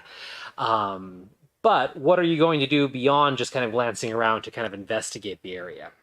I mean, really, it's just trying to get a closer look at everything and see if anything in particular catches my eye, if I can maybe get a sense of what was going on, like, magically from what's left of the aura in here. Mm-hmm. Just general investigation of, like, what is or was this room before the creatures were here. Based on what you're saying, I'm kind of getting the arcane vibe, so probably do an arcana check while you're in here. Okay. 15. 15. All right. So yeah, kind of wandering around the room slowly, looking at the mosaics, paying attention to the small details. You notice a set of... So you notice runes on the floor. The way that you notice the runes is kind of the lichen and everything and moss in this room seem to have grown through the cracks in the stone that all feed towards the center point of the room where the water is, and you notice that a lot of them highlight runes that used to be there. The runes are not in the language that you recognize or anything like that, but based on the way the runes are laid out, where the water's located, and kind of everything about this room, you're pretty sure this room was originally designed back in the day as one to sacrifice. And the water that Jess was in specifically, obviously this room's fallen apart over God knows how long, and the water spilled out, but the place Jess was is cut out of the stone and polished, and looking into the bubbling water, it's surprisingly clear, and you can see an altar that looks like it's sunk deep down into the water, probably where, like, if you stood on top of it, the water would be like here, kind of thing. So... And I'm just gonna, like, testingly touch the water since it feels like the compulsion is pretty much gone at this The compulsion, point. yeah, you completely felt that leave. As you touch the water is much warmer than expected. It seems like it's rapidly cooling. Mm-hmm. Otherwise, it just seems like seawater. And spinning it, as you like kind of touch it and look at it, you see a couple just normal small oceanic fish swimming in the bottom of it. And it seems like there must be like a way for it to get back out to the ocean. I'm hopping in there and looking at the altar then. I had a feeling you would. So yeah, you just dive down into the water. It is only up to chin level on most people, so you're able to Over just my head. yeah over your head. You're able to jump down, splash into the water. The water is pleasantly warm, like a bath that's just been out for a little bit too long, and you come to stand on top of this altar, and you can kind of get a look around. Here, the water isn't as swirling as violently as it was when it was under the forces of magic. The water's still moving a bit, but thankfully it's mostly crystal clear. So go ahead and make a perception check, and you don't have to make it at disadvantage or anything. Net 20. Nice. So, as you're standing on the altar, you're able to kind of squat down slowly and get a good look at it. And it definitely was used for sacrifices. It looks like this altar is made of some kind of a black, almost brimstone-like material. And you clock that the altar, the black of the altar and the red of the runes in it match what that squid creature kind of looked like. So, Interesting. yeah. It didn't look like any of the squid creatures I'm familiar with. No, it definitely did not look like any of the squid creatures that you're familiar with at all. But as you're kind of crouched there underwater on this altar, you feel something wash over you. Not like an offensive thing, but you feel like some kind of a spell or the call of magic or something kind of wash over you. Go ahead and make another Arcana check. 17. 17. Mhm. Your vision goes black for the briefest of moments. Not like you're about to faint, not like, you're under attack or anything like that. This is a feeling that you're actually somewhat familiar with when one of your gods kind of communicates with you.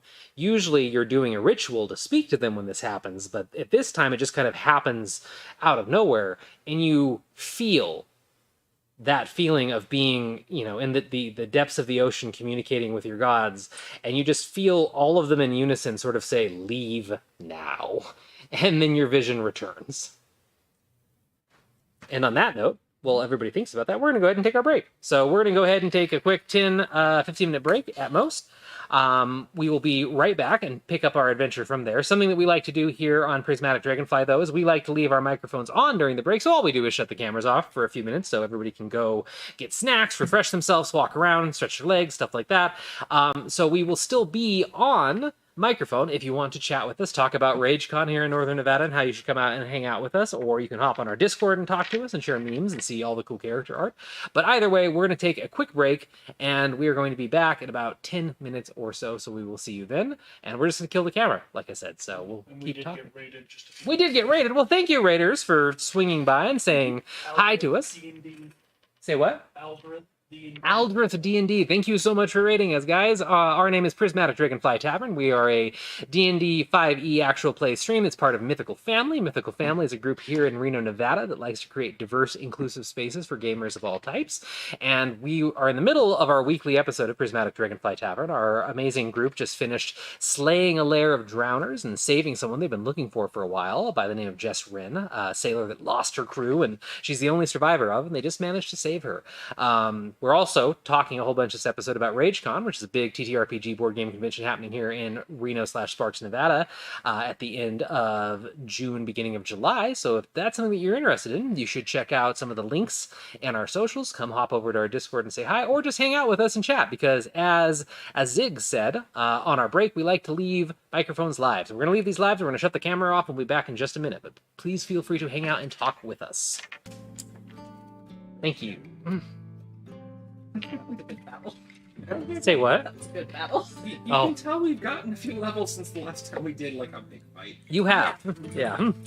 And I mean, the drowners aren't meant to be very strong to begin with, but, the drowners would obviously slaughter a town of, NPCs or normal sailors. It's Or... mostly just a wake-up call of, oh, we've actually gotten kind of strong. Yeah.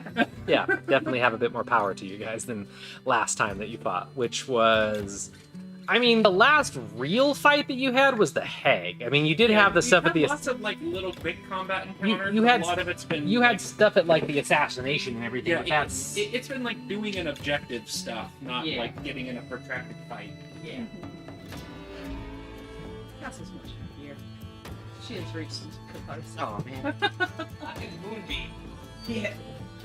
Uh, Realize how much, like, if we would have been there for that fight, how Tree's probably gonna have, like, questions and feelings about Moonbeam. Well, we don't need to bring it up to them. We don't need to bring that up to them. what did you ask that revealed what it was? In the light of the It moon, brings all up, like, what you secrets can do that? are- in the light of the moon, all secrets are revealed.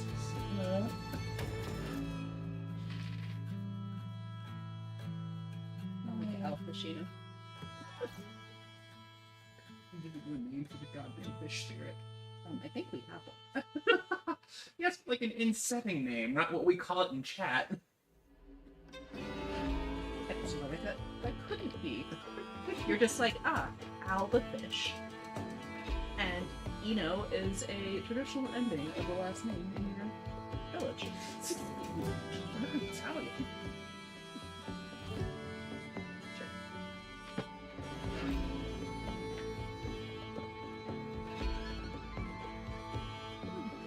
People in the chat, how we doing?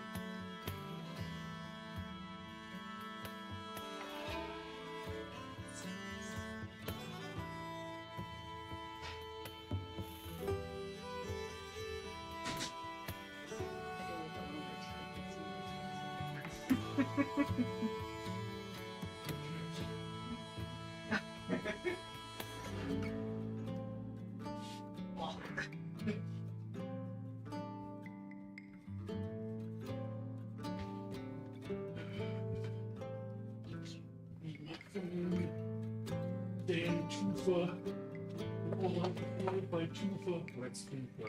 Be back now. 8 years. I'm trying to remember the names of the NPCs back in town. I am too tired to remember where I put them in my notes. Sure, that sounds like a future for that problem.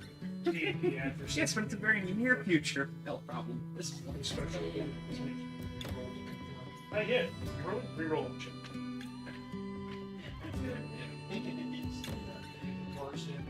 Worst D&D ever. I'm looking at saying, do you?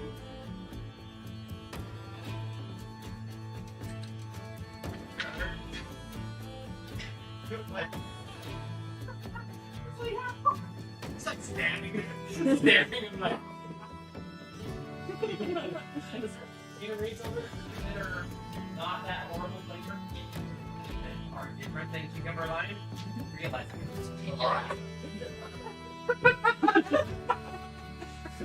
it's so small. Look at the DM. Oh, we're down a player again.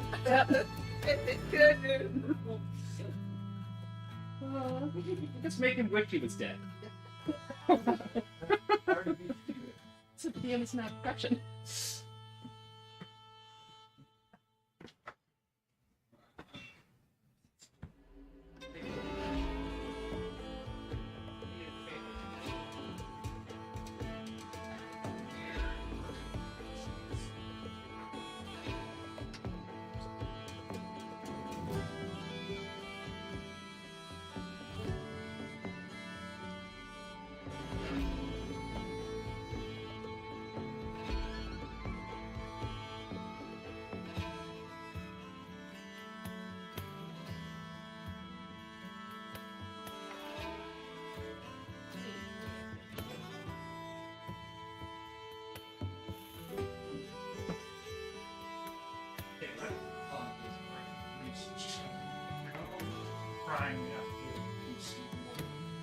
Oh yeah, I need to renew. I think I need to renew my subscription right now too.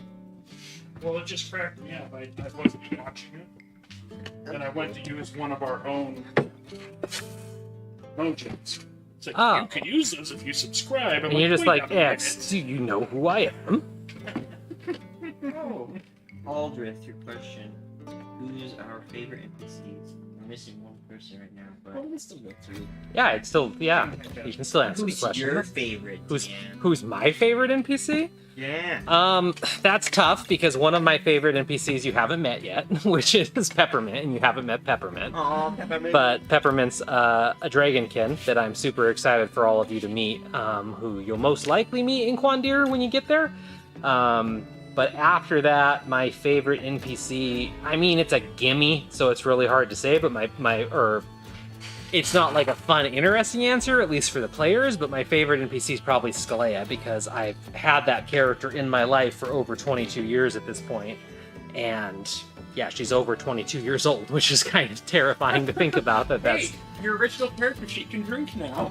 Yep, my original character sheet can drink and is older than, yep, oh god, that's just terrifying to think Not about. much people at the table. Yeah. Hey, what? Leave the fine young gentleman alone. He is of some age, at least. I don't think just any turned of you are 25. gonna Yeah. believe Happy birthday! I forgot to present.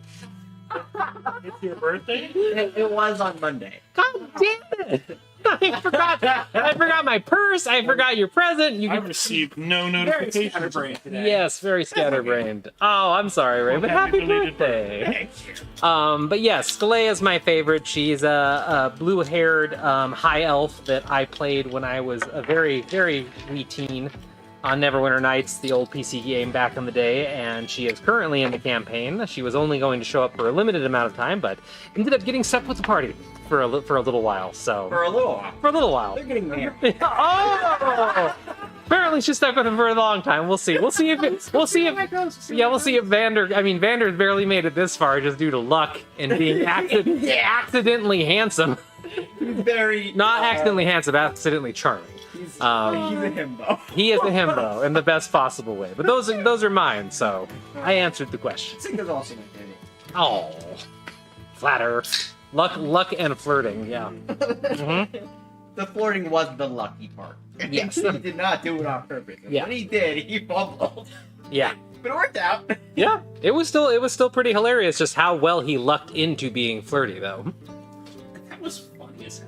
Yeah. Like the whole arm on the wall over her because he was tracing the Thieves' Cant runes and stuff, and she's like, "Oh my god!" And he's just like, "I'm trying to solve this puzzle, bitch." she's like, "This is like the most romantic thing ever." And Vander has like no idea. It was, He's got clouds for brains. yeah, I can relate, especially today. Me too. Accidental flirting by you. Yep. Yep. Who's your favorite NPC? I like you. I mean, obviously Matilda is Sonny's favorite. I think as a player, my personal favorite so far is Kobita. But Oh, that's so true. Ah, she's great. Kavitha is the grandmother that you never had. Definitely love Kavitha. Anime trip fall next time. I mean, that almost kind of happened because... So what happened, because I don't remember if you were there for that episode, Jimton, but what happened was Skalea and Vander were on a date, and they were following Thieves' Cant runes all over the city to a hidden coffee shop, pretty much. And they were, it was a fun thing they were doing together, and they get to the end of an alley. Oh, yes, yeah, the wall moves. They get to the end of the alley. They're trying to figure out where the runes are. Skalea, leans up against one wall, and Vander eventually traces the runes over to her, puts a hand over her head to trace the runes. She's starstruck, and then the wall moves, and she starts to fall through the wall because they revealed the staircase. Vander catches her. And even in that moment, Vander's still like, "Oh, sorry about that, I caught you." And is not catching the, vibes, and then she kissed him. Which I think has happened. I think she's kissed him every time at this point. So, yes. Except for one, which is the one where I rolled a 1. Yes. Yes. So, Turned. They And you were bonked. yeah, they bonk kissed, which was so Vander still hasn't intentionally kissed Skalea, which is just hilarious and adorable. So yes, I'm here for all the awkward romances.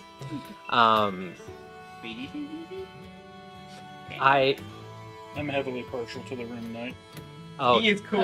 I look forward to meeting him. yeah, because you've never met him. Yeah. Knowing your guys' luck, you're gonna just walk into a bar and you're just gonna sit down next to Tallwin and not even realize it. Well, hello there. I'm gonna be his friend. Yeah, oh my god, you would somehow. Yep. I'm Yeah. looking for this Creed, gentlemen. If you meet Tallwin without Creed, Creed's gonna send him come into town. There's a disturbance in the wild. Yep. Yeah, Kree is. I don't think there's anything Kree is more terrified than Tallwin, but that's because they tried to fight Tallwin and realized Tallwin is a rune knight that is much more powerful than any of y'all. And Tallwin turned Kree into a cat effortlessly. So, yep. I will So- be his friend, and then he will be an ally. I mean, it could happen. You never know. That's what I love about D&D and role-playing in general, is that you never know exactly what's going to happen with the story, so... I'm resisting the urge to introduce you all to Anna at some point, too, because she's quickly become one of my favorite characters of all time, too. But when we have our friends from Andromeda Adventures visit us during RageCon, which is coming up very, very soon, June 30th to July 2nd here in Reno, Nevada. We will hopefully have them here at the studio with us, and we will get to have them join us for one episode of PDT, so that might be my opportunity to have Anna step into the stream.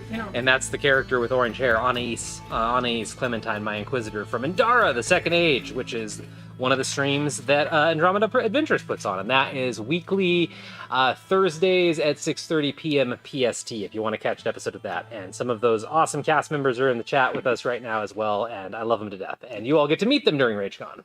That's a fighting point, sir. What's a fighting point? Point at me like that. Oh. Them's fighting gestures. You know what's funny about Tolwyn is, What's funny if about I'm remembering Tolwyn? the situation correctly, I don't think Tolwyn has any reason to believe Sonny is alive.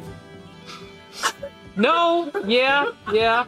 Given the way that things played out, yeah. Tolwyn wouldn't think you're alive, actually, yeah. That's a good Because point. the only time Tolwyn and Sonny have ever met was the original taking the job meeting, because Yeah. she went to go investigate while invisible, while Yep. everyone else was supposed to handle it. And then everybody told Tolwyn that she had died, so... Some of our Yep. friends died, and you didn't give us the right information. Yep. So That- just that was pass that has to like be on guard for Tolwyn. Yeah, everybody else can be somewhat sneaky about it. Well, it would be funny if those two ran into each other and had that moment of, Wait a second. Tolwyn's just like, thought you died. I'm a different chakra. Yeah, I'm a different... We don't all look the same, racist.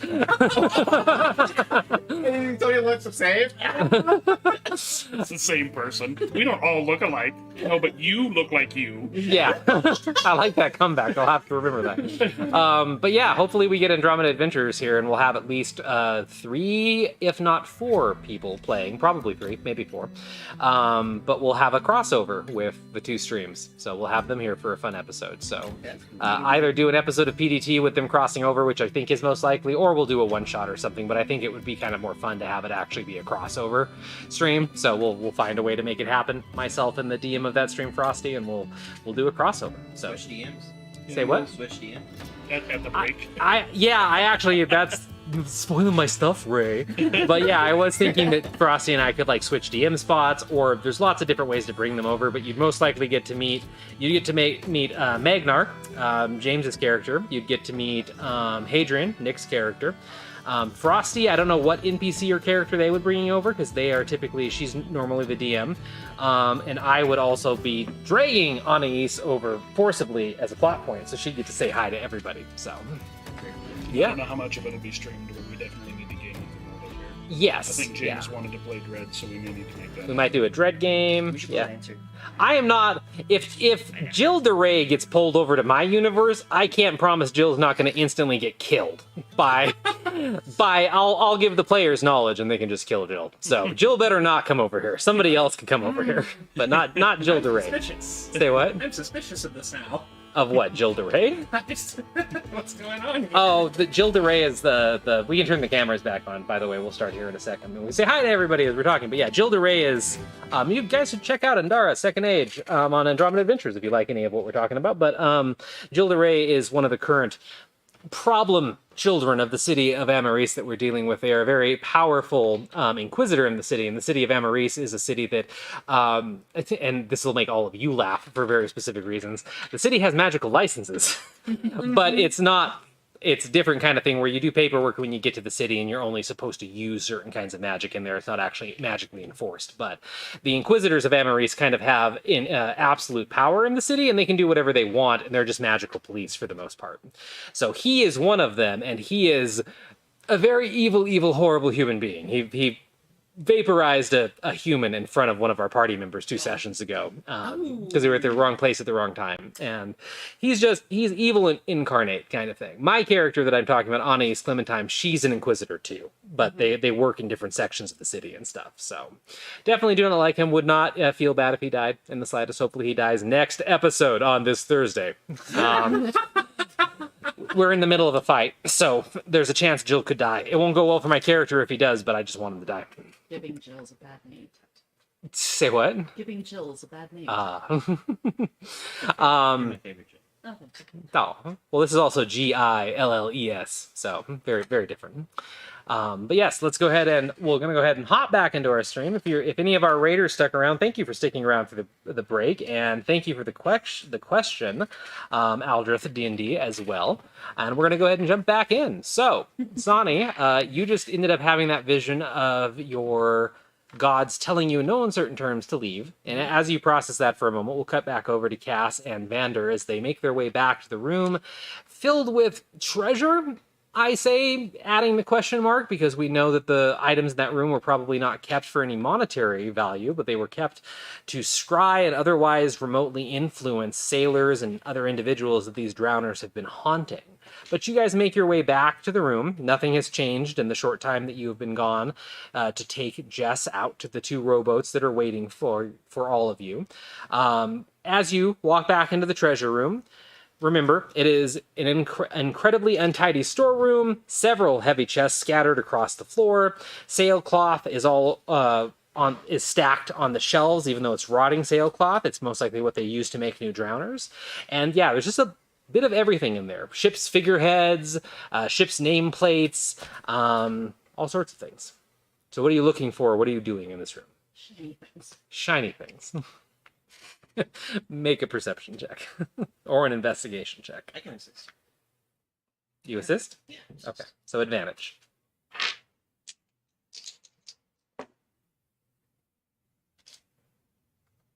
Why? Even with advantage. That was a 9 and 5. 9 and 5. So that's a 13. Okay, that's good enough. With a 13, you both spend a few minutes walking around the room, and none of you really notice any, figureheads or nameplates that are of ships that you've ever known or heard of. Vander, as you're walking around, you actually catch the glint of something, and at first you're like, oh, it's, money or something like that, and you find a telescope. And it looks like it's in pristine condition despite being ancient. And if you stop to take a look at it, you don't have to pick it up or anything. It's about a foot long, seems like sections of it are collapsed. It's dark green and kind of a gunmetal color. And distinctly, it looks like something from certain areas of Treetop. And you see Sylvan language etched on it. What does it say? You want to pick it up? You can pick it up. So you pick it up. Yeah. 10 drowners pop up. No, you pick the telescope up and kind of turn it over in your hands, and it's old. Just given the filigree on it, like this is the type of thing that you would expect to see in ancient artifacts of Treetop or in history books, kind of thing. It has a very royal air to it, and you guess the reason that it looks like it's in such pristine condition is it's enchanted. So it's probably enchanted to resist wear and tear and rust and things like that. But you pick it up and it just says the Stargazer on it. Could have been a ship, could have been something else, but just says the Stargazer on the side of it. And if you take the time to glance through it, it looks like it's in working order as far as you can tell. So Look how pretty. Oh my gosh, that's gorgeous. Can we take it? Yes, absolutely. It has a royal air for the royal air. oh, that's good. That's Yeah, that's good. really good. That's good. I'll stow it for right now then. Okay. So you stow it. And Cass, as you're looking around, you have to open a couple chests, but eventually you find a chest in the back that is kind of buried as if they didn't have any use for it. But you eventually find a chest that, when opened, has about 240 gold pieces in it. A mix of gold, silver, and copper, but it does look like it's been collected over time, and kind of sifting through it as you take it, I assume, you notice that the coins vary from almost freshly minted to being completely covered in algae, different nation states, different cities, different cultures. It definitely seems like a collector's item, not for the monetary value, but for what it would mean to a collector or a lot of different people. So, but you can easily collect it and take it all with you. Excellent. Can we do something with these ship nameplates? Like, if there's something more malicious going on here, maybe we should have them not have such scry on. You think we got them? I mean, I think we got them all, but like, maybe there's something bigger. Like, Maybe. That's a good point. should we? How many are there? Ardor. Ardor. So there's about 4 stacks. The stack closest to you is the smallest. Total, there's probably 110-ish. So it's quite a lot. I honestly, I'd assume that these are already ships that they've, destroyed. Probably. So I don't know if it's even worth taking them, other than in remembrance for some of them. But I don't see what we could do in that aspect. Maybe we could take anything related to Jess's ship. Since there's at least one survivor that they could mess with. Yes. Is there? Well, I don't remember the name of the The ship. idle hand. The idle hand. The idle hands, yeah. Can we sift through and find? It's the first plate on the top of the smallest stack, and you can easily find it. Yeah, and it's right there. Perfect. Yeah. Snag it. Okay. Should we burn this room? We should burn this room. I was thinking it, and I was wondering if you're going to go that way, and yeah, I love it. I love it. I love it. Yeah. How are you going to burn this room? We have. I mean, there's a bunch of wood in But, here. yeah, but it's waterlogged wood. Yeah, that's the thing. It would have to be. It depends on if you have an accelerant or you can like start the fire with magic or something like that. Magical fire does not have the same limitations as normal fire, of course. Mundane fire. Do you have a cantrip? Nope, I have Druidcraft, and that doesn't do it. That can, I think. Druidcraft can cast fire. That doesn't? It's like a spark. Yeah. It could do very small things like that. So it can bloom a flower. And it's like Stuff. harmless sensory effects. No, you can instantly light or snuff out a candle, a torch, or a small campfire with it. So you have a way to make fire. The question is, can you make it catch? Like, do you have alcohol or an accelerant or something like that? Well, Cass is going through. Oh, good phase. God! Oh, what's this? Vander's gonna learn some shit. Don't ask questions. I am going to douse all of this in lovely spiced rum. You see that Cass reaches into one of her bags and produces multiple bottles of spiced rum out of nowhere and proceeds to soak the room in it. I'm gonna take one of those. If you would allow. Yeah, it's really good. Yeah, go ahead. Take one. And then I will use Druidcraft to start a small campfire. So you're able to ignite that room. As you do so, the fire will catch very quickly because of all the rum that you used, and it will quickly spread over all the different chests. The sailcloth, even though it's soaked, once it catches enough with the accelerant, everything is going to be consumed in a blaze. And you two can easily step out of the room, and since the whole place is waterlogged, it's not like it's really going to go anywhere with the cobblestone. But both of you make a con save for me, please. Okay. As you die of carbon monoxide now. Oh! 18. 18? 15. Sorry, that was Chris. That's slightly different. 13. 13? 13 and 15. So nothing happens to either of you, but you both feel, again, kind of that weird otherworldly pull of magic trying to have an effect on your body. Though this time maybe it's just magic passing by or through you. Because as the flames really take over that room, you feel a very uneasy feeling just kind of blast out of the room through you, and you almost see like a black distortion in the air, and you both stagger like briefly, but you catch yourself and kind of share a look with each other, and the feeling quickly leaves. Extremely good call. Yeah. I don't know what that was, but it doesn't seem good. Definitely. Or it's the spirits. Of the spirits. We're like little exorcists. Sizing Yeah. the funny fish. I think that was from the sun's. I would know. Anyway. I don't think so. Yeah. Can we check on that fellow? Let's go check on Sonny and the bird person. Well, because the merfolk's going to come first before the room of Sani, so you're going to Sani or the merfolk? Yeah. Merfolk? Okay. So you go back to the room with the merfolk, and it's almost as if the gentleman is still in the same exact position that you left him in, just staring dazedly into a corner of his cell. And just as a reminder, he is a merfolk, so no legs, very long kind of bottom half that's a blue fin. Hands are webbed, has a lot of plumage and webbing from his head, very simplistic kind of like wrapped brown cloth clothing. Has a couple, it looks like potions hanging off a belt on the side, maybe a healing potion and something else, and is just kind of curled up in his on top of his tail in a corner, glancing / staring at another corner. Can I cast check magic on him? You can cast detect magic on him. Cool. I'll do that. Okay. So quick gesture. Moments later, you cast detect magic, and you watch the merfolk light up. Number one, most likely, because they are a somewhat magical creature, but you see that the belt that they are wearing, the potions, and then a tattoo that is otherwise hidden from your view on its back kind of light up in your altered vision as you sense magic. You also see that the cell itself has a faint magic on the lock, as far as you can tell. Oh, he's in a cell. Yeah, no, he's been sorry. Yeah, when I described the room, I meant to make sure that was very well stated. There's a cell set into the corner of the room, and he's in that. Yeah. And there's no other magic in the room other than where he is. Nope.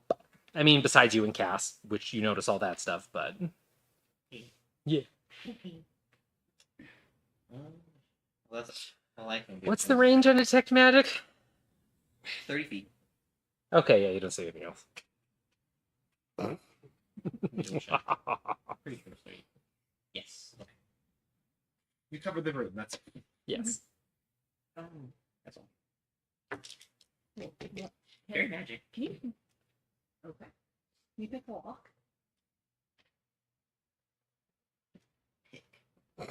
I can punch it. That was one way to undo. Oh my god, that was It is adorable. magical. That was adorable. I can punch it. I am going to cast Shillelagh on my battle axe. Okay. So it's a magical item. Yep.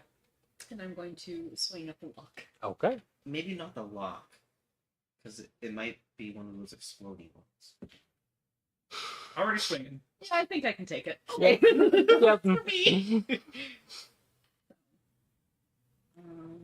Let's see. Try and hit the stationary object. 16. It hits. Cool. Damage. Does it take additional damage? Like, does it take both shillelagh damage and battle axe damage? I mean, it would, yeah. Excellent. Because Shillelagh is just an enhancement, right? Yes. Yeah. But it does this one. Yeah. So that would be 8. Already Actually- breaks. Cool. Definitely, as you watch her kind of do the cast, the swing, and the hit, you're totally. I could have punched that. I could have broke that easy. But yeah, it cracks, and just clink, fall, thud, and the door swings open ever so slightly. Merfolk does not move. This might be a place for Sean's expertise. Probably. Well, let me just try a thing. I'm going to do lay on hands. Boom. Doesn't react as you walk up to them, and when you do lay on hands, it does feel like the spell was used in the sense that there was an injury that you possibly healed, internally or just one not visible. And the merfolk kind of blearily looks at you and then just looks back, but nothing else happens. Okay, well. It's not diseased or poisoned. Or at least isn't anymore. That's good. But yeah, That's there's good. something bigger going on, so we don't need Sonny. How big is this merfolk? Can I pick him up? I mean, the tide is going to come in too. Well, like in 30 minutes or so. You still have some time. The merfolk is only about 6 feet, maybe, from tip of plume to tail, so not that big at all for you. I'll see if he allows me to swoop him up. Yeah, he does. And the weird thing is that no resistance, completely allows it, keeps just staring in any direction, kind of fixated on that one corner, but it seems more like just staring into the distance, not that specific corner. And feels very like limp and like the just not there or something like that. But yeah, you can pick him up. Okay. Should we take him to Sonny or to the boat? Because Do I'm. merfolk do well outside of the water? Like, is he just dehydrated slash choking? You can both make intelligence checks. I'm assuming he at least needs moisture. That was an 8. That was a 5. We're so dumb. We're from the forest. Merfolk. I'm gonna say even at a 5, you do remember merfolk because they are, one of the many races of the world that you would have learned about throughout your life and education. It is very well known they can breathe air and water. Okay. They are obviously from an aquatic environment, but they can breathe air and water, and they don't require water as much as they enjoy it.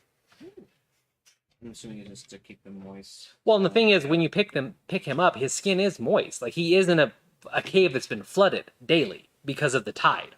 So it's not like he's been cut off from water or anything, but like his eyes have that glassy, not really there look of someone in shock or something like that. Curious, I asked us about merfolk. Didn't know that the monarch treat. Yep.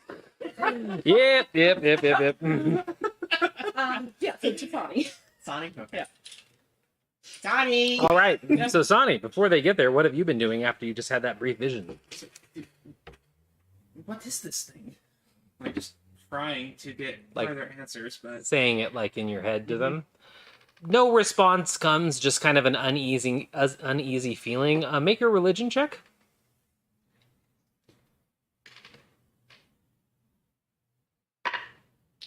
23. As far as you can tell, from the like brief contact the gods had, you get a massive sense of unease from them, and the fact that they just don't want you to see or what's here in a way. They don't want you exposed to it, perhaps. Should we leave it here? Should we just... What if we just break it? No contact. They only connected with you briefly to say leave, and the kind of feeling that was associated with it, and your vision returned to normal, and it's just you in the water. I don't feel good about leaving an altar that has clearly been used for much more extreme sacrifice and is freaking out my gods in one piece. It's like, break this thing? Should I do something with it? I want to take... As you're thinking about it, this is when the three of you with the merfolk, the two of you with the merfolk, 3, walk back into the room, and you see there's no sign of Sonny in the room.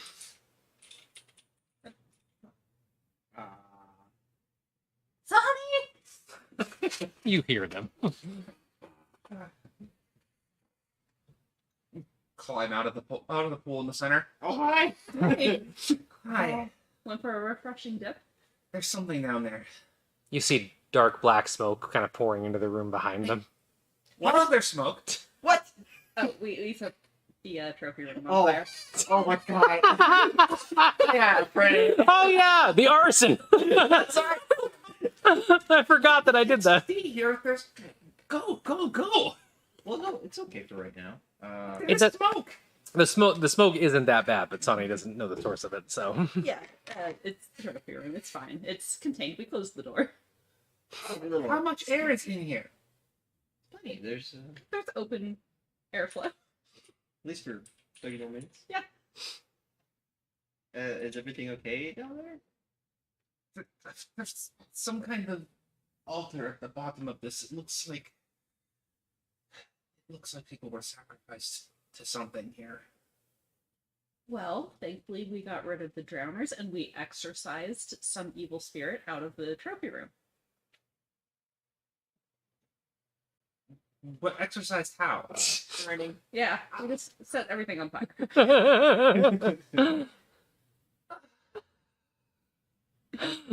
Treetop. The tree. What were we doing before with the symbols? Treetop. Oh yeah, treetop. Oh my god. Alright. Yeah. I love it. But more importantly, we got our friend out. They seem to be Oh. magically stupefied. Can you religion this? We can wait. He's Right, fine. I will check the merfolk. Cass, can you just look down at the bottom of the altar, see if maybe you can detect anything off of it? Sure. I will. And since it's pointed out in Clearwater, you both can see the altar at the bottom that Sonny's talking about. It's illuminated by the bioluminescent lichen. Where did it go? I will divine sense this. For detecting good, evil, celestial, fiend, undead, affected by the hollow spell. Yes. So the remains, be it a corpse or just pulp at this point, of the drowners all light up as fiends around you. You don't actually see any undead. You see fiend. And then the altar itself seems like is affected by the hollow spell. Yep. There is some magic going on down there. It's affected by the hollow spell. Alright. I'm just not sure if we should leave that standing or not. Sonny will kneel down and take a close look at the merfolk and just let the two arsonists decide what to do about this. I vote we break it. Yeah. Andrew's like, we're going to set it on fire. I don't think that will work. Well, then again, we have magical fire. That's not going to work underwater. But yeah, now that he's not behind bars and we're not like under time pressure to find somebody, Yes. I want to take a close look at the sky. Okay, go for it. I mean, I could swim down there and hit it with my axe. With my armor on, I'll just sink. It'll be great. How will you swim that down? It's only like With strength. it's only like, you know, this deep. Oh, that Oh, works. so see, it'll hold me down to give me proper leverage. 21. 21. And that was our comic check. if Yes. you- Here. So now that you're in front of him and you take the moment to really pay attention to the merfolk and just kind of tap into the magic in the weave around him, you notice that the glassiness in his eyes is oddly and somewhat recently familiar because it mirrors kind of what's happened to Scalea in the past week, twice at this point, with first the time with Matilda and then the ship. Being that it seems like something is psychically affecting them. That they are under some sort of a vision, some sort of a spell, lost in thought, memory, etc., and they need to be snapped out of it. All right.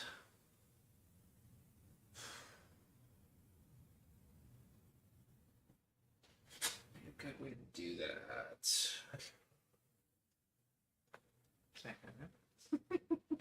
Somebody's not going to smack him in the face. We already ruled that out. Oh, and also the fish is still here. Okay. Oh, It's Sheik Sylvan. oh my god. Hey, Yeah, what's it saying? it's not saying shit. It's just floating there. Hey, I'm from Jersey. No, no, it is a silent, creepy fish. It is not wanting to talk. Yeah, he is fuming, so he's upset right now.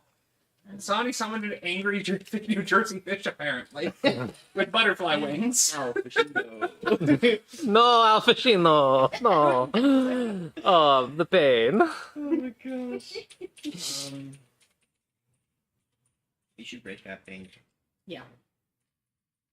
So I'm going to get in the water. Your plan to break the stone altar is to hit it with the battle axe.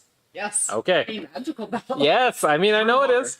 Yeah, but you jump. So you jump into the water, and yeah, the water barely comes up to your mouth, kind of thing, and you're able to stand on top of it.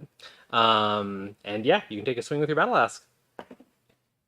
Shut up! I said battle axe. I slurred. You didn't hear shit, Ray. 24. I liked it. You heard it here, folks. Ray likes battle axe. Yeah. What was that? 24. 24 hits.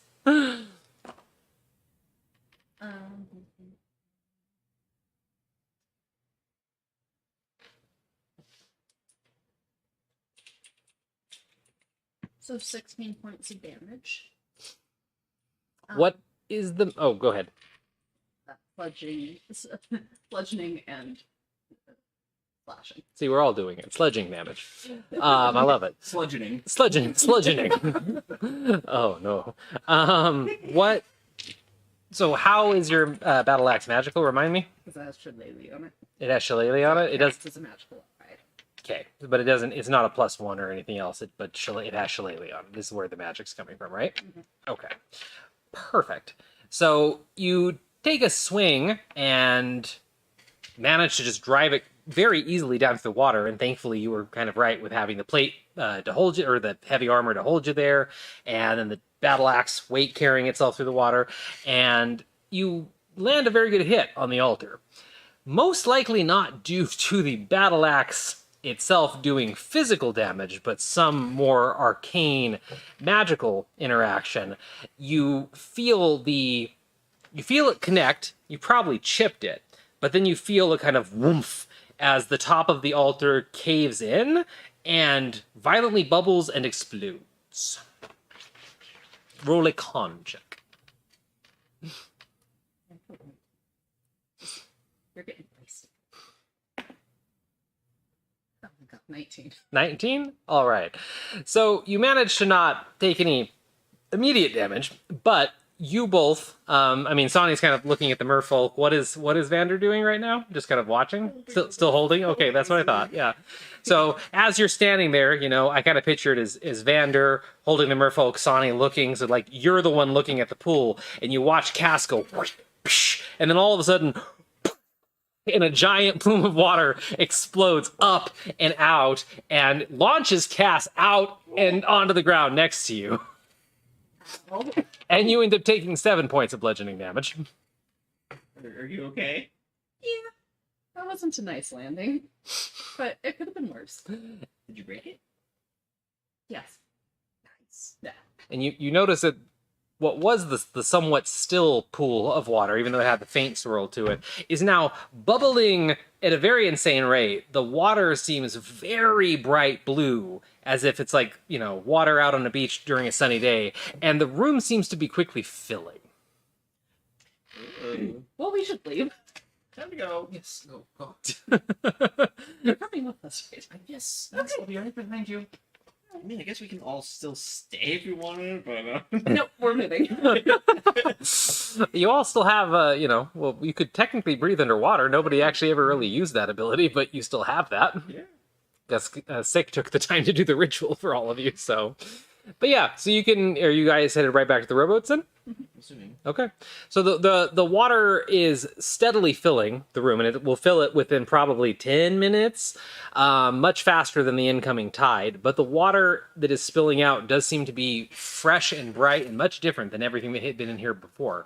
So you make your way quickly down the hallways and back out to the ship, where you see Jess kind of wrapped in a blanket that somebody gave her. You're not sure who, but she's wrapped in a blanket.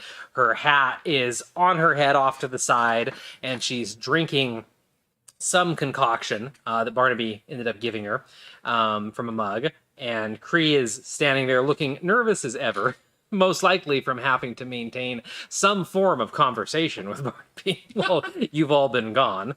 And seems very relieved to see you show up. So, what are you guys doing? We need to leave. Let's go. Sonny stayed for like a minute just to look at the water bubbling up and try to analyze it, and then she left. Oh, okay. So It's like, do I recognize what's going on here? Is this just... it just seems like actual deep seawater was flooding into the room. Maybe there was magic involved in some way, you're not really sure, but it just seemed like it was free of whatever corruption the altar had on it. So Cool. but yeah, you guys can load back into the rowboats. Jess is sitting in your guys' rowboat. Barnaby's over in his that he so angrily wished to reclaim. Cree is with Jess. Are you guys all piling? And you can fit in any arrangement. Any particular way you guys are headed back? We're gonna. I think we all get in ours. We're not gonna irritate Barnaby further by commandeering his road. I figured. Yeah. But all right. So then, yeah, you guys pile back into the one that you've borrowed and end up setting out from the rock. And as you're starting to row away from Drowner's Rock, you notice the kind of bright, almost teal water from the inside come out and meet the flowing tide in that first room. And by the time Drowner's Rock fades into the distance, the entrance has vanished under the tide. Good timing. Very good time. You guys did have good timing. There was also puffs of smoke coming out with the water too for a little bit before it was extinguished, but so it's Cree, Jess, and then all of you in one boat, and Barnaby's kind of pulled ahead by himself. And Jess is still coughing every once in a while, but is mostly looking out at the ocean with kind of her own dazed look, though not as bad as the merfolk who is still at Vander's arms. Are you feeling a little better? Define better. Alive would be a good start, yes. I'm not Sure. sure what they were trying to do to you. I mean, whatever they did to the rest of the crew is all I can think, but I wanted to save them, and I should have been able to save them, and I didn't, and I would have bid it myself if you people didn't. Barnaby said that you had heard about me. This is going to sound strange, but probably not the strangest thing you have seen today. Your crew asked us to find you. What do you mean? They're They're from beyond the grave, they asked you? Yes. That is exactly That's what not that the strangest thing I've heard, but we were sailing nearby and they came aboard our ship and asked. I think that almost makes it worse then, because yet again, I failed to save them. I didn't save them when we were attacked by the drowners, and I didn't save them again this time. You saved them from a cruel fate of being a drowner. You did your best, and that's all we can ever do. And I'm taking that bottle back from. Sometimes we find ourselves in situations that are beyond our control. I suppose you can look at it that way. I don't really... It doesn't feel good by any means, because I didn't save anybody. I would have died or been turned into a drowner if it wasn't for you all, and I didn't save anyone, so what good am I? We wouldn't have been here if not for you. I suppose. It's just... Fate is strange like that. Sometimes it is. Fate's a bitch. It's difficult to understand what it wants of us. And it means you live another day to help someone else in the future. I suppose. Vanda's face. I suppose it's just... until you all showed up, I'm Jess, but I think you know that at this point. Yes, and I'm Sunny. Yes. Bandit. Do you want a drink? I would love one, thank you. And she just takes a massive swig from it and then hands it back. We're still figuring out who he is, but he's not really in his right mind yet. Gesturing to the merfolk. He was there when I showed up, not too long ago. But do you know anything of him? No, I just saw him and went past because I wasn't who I was looking for, and I saw him. Ever since you pulled me out of that pool, I still feel guilty and angry, but I don't feel the same kind of guilt. And I assume it's something the drowners were doing. I had put together that much that the guilt was enhanced by some deep sea magic. They had your hat and personal items that are bound up with our place in the weave tend to have power over us when used against us. That's why they had that room of trophies? It seems to be, yes. Well, that would explain the nightmares and how I couldn't ever think about pretty much anything else. Well, I know it seems insincere at this point, but I am very appreciative of all of you for saving me. It just, it feels like I've been saved and I have nothing to go home to. But I did quite like the people of Hawkesbury in my brief time there, so I might try and stay there for a while, and maybe I'll go work with Heck at like Claw Supplies or something. Yonya was quite worried about you. That doesn't surprise me. They're a very sweet soul. But we did save this as a remembrance of your crew, and I think for the nameplate. So sure, her face goes pale as she sees it, but she quickly reaches over and takes it out of your hand and just stares at it. And you see her eyes well up with tears, and she chokes out a meat. Thank you. And she just kind of spends a while in silence staring at it, but eventually kind of mutters under her breath, maybe I'll use it on the new version of the Idle Hands one day, or do something like Blood Claws and have it hang over the door. Thank you. Are you going to do anything with the merfolk while you guys are headed back? Mostly just trying to figure out if the explosion didn't snap him out of it. I'm trying to think if I have anything that might work.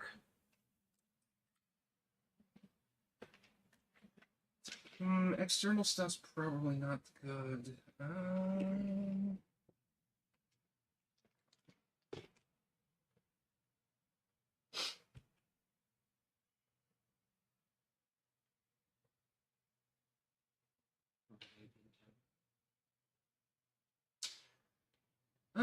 I could try a blessing and just see if the next time, if I imagine whatever the spell effect is under would mechanically probably have a saving throw involved, and see if the blessing's enough to tip that over in his favor, but that'd be about it. I got. I mean, there's lots of things you could try, so go ahead and give it a try. Yeah. So definitely just prick finger and just gently trace like a rune like on his forehead, just like, okay, just try to wake up, all right? Okay. And are you actually casting the spell Bless with Yes, that? I am effectively casting Bless. Okay. One of the effects Wanna make is an additional D4 on saving throws. So before the spell probably has even a chance to really take hold, but after you cast it, you see the merfolk blink very rapidly, and the cloudiness kind of clear from their eyes. You don't know exactly what did it about the bless spell, and I will tell you, at least mechanically out of character, it wasn't a saving throw, but the bless did work. And then the merfolk, you watch sentience kind of flood back into its eyes, and you feel the creature kind of tense in your grip. Doesn't try to escape or move or anything, but just kind of like hunches up and like glances around at everybody and fixes its eyes on Jess for a second, and then just blinks and looks at you all and, who are you? Oh, good, you can speak now. We went to Johnar's Rock to find her, and we found you in a cell. I've been there for weeks. How did you come to be there? You all right? I am alive. My name is Niath. I wanted to explore the rocks. We've always been told by our elders to not venture there for good reason, apparently, but my curiosity got the better of me and I wanted to explore. But the second that I entered that forbidden place, I was struck by painful memories that were so intense I lost myself in them. This sounds familiar, yes. Yeah. Probably the fiends that infested the place. It's the drowners, yes. They took me to a cell, and I remember them sitting there leering at me and grinning and cheering and seeming pleased as I relived these memories in the cell, or at least that's what I think they were reacting to, and they just let me stay there. And I saw her pass by, and I saw you all too. It's just, I couldn't make you out from the memories. It is all right here. You're safe now. Thank you. I must return to my village. Where did you come from? My village is about 30 minutes or here or so underwater. If you are a good swimmer, that's my settlement, my people. I would say maybe rest for and then go. I've been resting long enough in that cell. I appreciate your concern. I must return to the water and go if you do not mind. Okay, No. for sure. He's just gonna kind of sit up in your arms for a second and just like flex his own hands and just make sure everything's okay, and then just fall off the side and just go whoosh into the water, and you see him vanish. Nice. Hydrate. Another hydrate. Goes to say a small prayer to her gods, like, thank you. I'm not sure why that's worth, but thank you. Hydrate for all the thirsty bitches in Merfolk. All right, so you guys the rest of the time is pretty uneventful, making your way back into the Hawkesbury Bay. And thankfully, high tide makes it just even a bit easier to get through the straits and everything, and you don't have to navigate around the coral or any of the impediments. And you make your way back to the very rocky beach that Barnaby had pulled the rowboat off for you to begin with, and you guys can hop it off and pull it back up, and he'll arrive moments ahead of you, kind of waiting for you to help you pull it up. And you'll notice that he waits to help Jess out of the ship, too. And he's grumbling and fussing the whole time, but he still does seem like he cares to a certain extent. Yeah, you definitely get the grumpy dad vibe. And he goes, I'm still... You shouldn't have stolen my rowboat, and yes, whatever. Buy me a beer. And you just hear him mumbling under his breath to her the whole time. And Jess is just kind of smiling. First smile you've seen from her, she kind of clutches the idle hand nameplate under an arm. And he throws his hands in the air at nothing particular and turns around to look at all of you and goes, well, it looks like you're heroes again. So, it's kind of thing you're used to, I guess. Starting to get a little bit that way, strangely enough, yes. Well, you did a good job for that one, at least. So, I got my rowboat, so. Keep us. Thanks for your help. Yeah, you're welcome. The second half of his payment. Say what? I think we owed him another half of his payment, and I'll give that to him. Okay. And he'll snatch it out of your hand and kind of count the coins in front of you. But he'll put it on his waist and be like, well, I'm headed back for another drink. You bye. And he turns and walks off down the beach, and Jess just kind of shakes her head and goes, I don't know what to think of that man. Kind of reminds me of one of my uncles. It reminds me of my old captain in a weird way. Well, I suppose I should head in the same direction. I'm sure they're very worried about me, and I should let them know that I'm alive thanks to all of you. I wish I could pay you or something, but I don't really have many personal belongings right now, so... No, we were just helping those spirits pass on, you know? That's reward. I will give her the 240 gold pieces to restart her life. Aww. You will notice Jess Wren tear up for the second time in a very short period of time. And at first she kind of like fights and like pushes back, but I assume that you will insist. I do insist. Yes. So eventually she takes it and kind of holds it close and just almost looks defeated for a moment, as if she's letting the guilt of losing her crew and everything kind of, pour over her, but eventually she kind of steels herself and nods at some thought crossing her mind, and she offers a genuine smile and says, thank you. If any of you ever pass through Hawkesbury again, please stop to say hi. I mean, maybe by then I'll have my own ship or business. Don't know what I'm going to do, but I think that Heck will be happy to have me at his business for a while, so, till I rebuild. We will see you on the 5 seas. Maybe, do you have a ship? Yeah. Yes, the Dragonfly. Sonia pointed out at the dock. Well, that's a beauty. Does it normally have clothing hanging off the mast? What? What? You guys, since it's pointed out, you look and you see a bunch of like your random pieces of clothing like tied to spots and masses fluttering in the wind. Someone's doing laundry. Laundry or something. Still there, probably? Yeah. That's my assumption. Apparently she's feeling the need to stay busy. Yeah. We should go check. Yeah. Well, I'll keep the name in mind though, but safe travels on the seas. And thank you all again. Thank you. Take care of yourself. I will try, if not for myself, but for all of them. And she kind of like waves the idle hand sign, but definitely seems like she's coming out of whatever stupor the drowners had infected her with. Good. So she's going to make her way off, kind of following after Barnaby into town. Are you guys going straight back to your ship, or are you doing anything else? Maybe just see what's going on there, okay? Yes. Okay. So you make your way back to the Dragonfly. And everything, despite the one weird thing that you've noticed so far, is as you've left it, the gangplank's still there, the ship is moored, everything's fine. But you walk onto the ship, and, you see this as you get closer. So at, like a couple, like 100 yards away or so as the details become more obvious. But it looks like random pieces of your clothing were just unceremoniously nailed rudely to the staff in like weird arrangements. Okay, maybe not laundry. Doesn't look like laundry.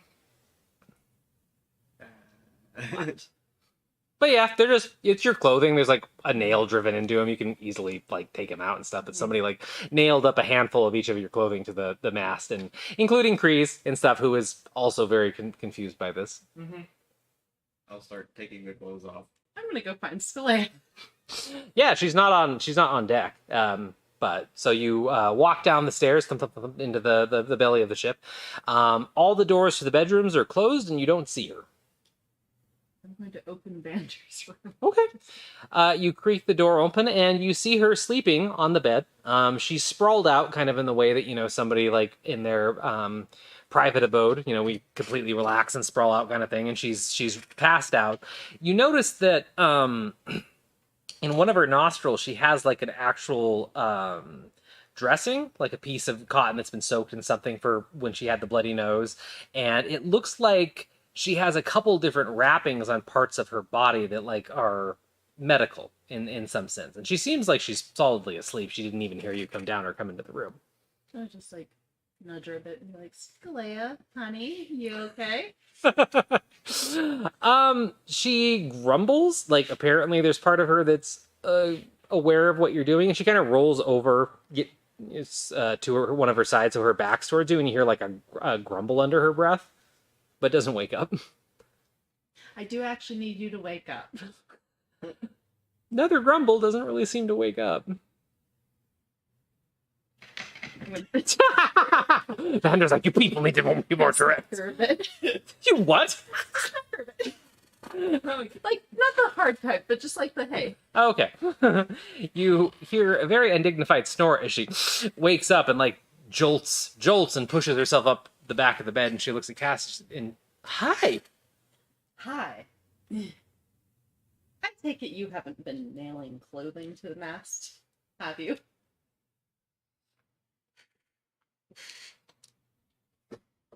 What? Am I still asleep? I mean, my dream was a good one, weird one. I don't know. Okay, see, I just needed to make sure you weren't possessed or something. Not possessed. No, I thought. Wait, how long have you been here? Like a minute. Oh, I thought you guys got back a while ago. No. Oh, I thought Vander came down here and did this. My nose was still bleeding, and I thought Vander or you. I don't know. Okay. Did I miss something? I'm assuming. There's a bunch of clothing nails. Wait, did you find the girl? Yep, she's fine. We'll tell you all about it. She's fine. Everything's good. Oh, good. Thank you. Evil spirits are gone. Say what? Evil spirits are gone. There were evil spirits involved in it Well, too? fiends. Oh, okay. Well, did the water breather come in handy? Very much so. We used it a bunch. Oh, good. I'm glad that I was able to help with that. I'm gonna come up with you then, because I was really deeply asleep, and she kind of like takes the dressing out of her nose and unwraps one that was on her arm and stuff, and she looks like she's doing fine. She just kind of wads them up and shoves them in a pocket, and then stands up at the side of the bed and stretches a bit and goes back with you if you're going up. Yep. Yes, I'm going back up. So you've been taking all the clothes down. I have the height. You for do. everything. Well, the thing is, like, the first couple ones, easy. But then you notice, like, they were put specifically out of the reach of almost anybody except you, kind of thing. And even you have to climb a little bit for some of them. It seems like it was done to be the most painful to undo as possible. Someone's pulling a prank. Kind of, yeah. So you see Cass and then Skelea both walk up onto the deck, and Skelea's kind of yawning, and she pauses as she gets to the top and looks up at you, getting the last couple pieces of clothing, and yeah, I have no idea what the fuck happened with that. Unless I'm doing clothes? Laundry? It'd be strange to do that with nails. I mean, yeah, I would take one of the spare rigging ropes and run it and then make a cloak. Yeah, no, I don't think even unconscious, I don't even think even drunk me would do that. That wasn't me. Vander, did you come back at some point and, like, clean her up with a bloody nose and a... Well, you guys, I cast that ritual for water breathing, and then you all left, and, like, my nose was bleeding a bit at that point, but It stopped as far as I can tell. I went to sleep, and then I remember waking up and it was still bleeding a bit, and somebody put a dressing on my nose that had some healing salve on it, and then one of the bruises on my arm, which is now gone. I thought it was you. Do you remember anything about this? I was very out of it. I think just tired and exhausted from whatever's giving me the bloody nose with the visions and all of the unfortunate things that we've ran into. I really thought it was you, otherwise I would have not acted so sweetly. Yeah, I don't know who that was. Now it's really creepy. It was thoroughly creepy. Can we check the rest of the rooms on this ship really quick? I'm gonna go check the rest of the rooms, and she like stomps back downstairs. Sonny goes with her. Yeah, So does Cass. yeah. Well, and you guys can check all the bedrooms really quickly. And thankfully, the inside of the ship is so small, including the galley. And you notice things out of place in all of your rooms, but it's more of just wherever your clothes were being kept. A couple random items seems like they were grabbed. Nothing else was touched. But it also does look like some food and tea were taken from the galley. Not a ton, but like just enough for one person, pretty much. So yeah. Oh, could it have been the weird captain and The weird cat. Did you already like make enemies when you were in town somehow? no, we didn't make enemies. It was a very flamboyant bardish. The captain of the Silver Swan. Yeah, Okay. Why would they? What did you do that makes you think that they would do this? they're just the most notable characters in town. All right, but I mean, what's the juxtaposition of a prank and helping some random bitch? Prank? How is it a prank helping someone The though? prank is the lawn. Okay, but then why did they help me with a bloody nose and a bruise? No malicious intent, I guess? I don't Well, know. I mean, I guess. Assuming it was even them, that's just the first thing that comes to mind. Yeah. We That, should go talk to someone. say what? We should go talk to someone. I mean, who are you going to talk to? Yeah. Them. Let's just see if anyone saw anything. Back and forth, maybe? Maybe you guys can always go out and ask. Nobody's really been on the docks the couple times that you've been on there, but there are people around town, and it has been midday through all of this, so you never know. But I think that's where we'll go ahead and wrap our session up for the night. So we'll probably pick up here next week with all of you kind of in the galley discussing what happened with Jess and what happened on the ship while you've been gone. Hopefully we have our lovely Cree with us again next week to continue from there. But before we wrap up, any other items of note? Just doing a mental inventory really quickly. Yeah, you do see that one of your nicer teas was opened. And somebody took roughly like a handful of it as far as you can tell. Like very disrespectful to the tea. Yeah, that sounds like pirates. Maybe. Very merry pirates. Yeah. But you also remember when you guys left, none of the doors were closed downstairs. Like there's just a lot of very like oddities to it. The most of the main one probably being why they took care of Scalea, kind of thing. But We should install a door.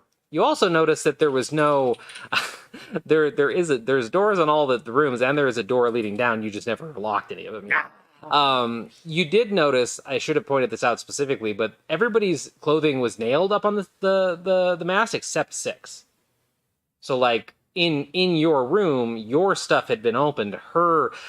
She wasn't traveling with a ton of bags, but she has a couple bags that she brought with her. None of her stuff was touched, and like her rapier was still right next to the bed too. So they didn't like her rapier. Her rapier is a magical artifact almost. So like if they were looking for money or something, they would have taken that rapier, and like anything you had, there was nothing of value was touched. So, but yeah, her clothing wasn't on the mast. Nothing of value.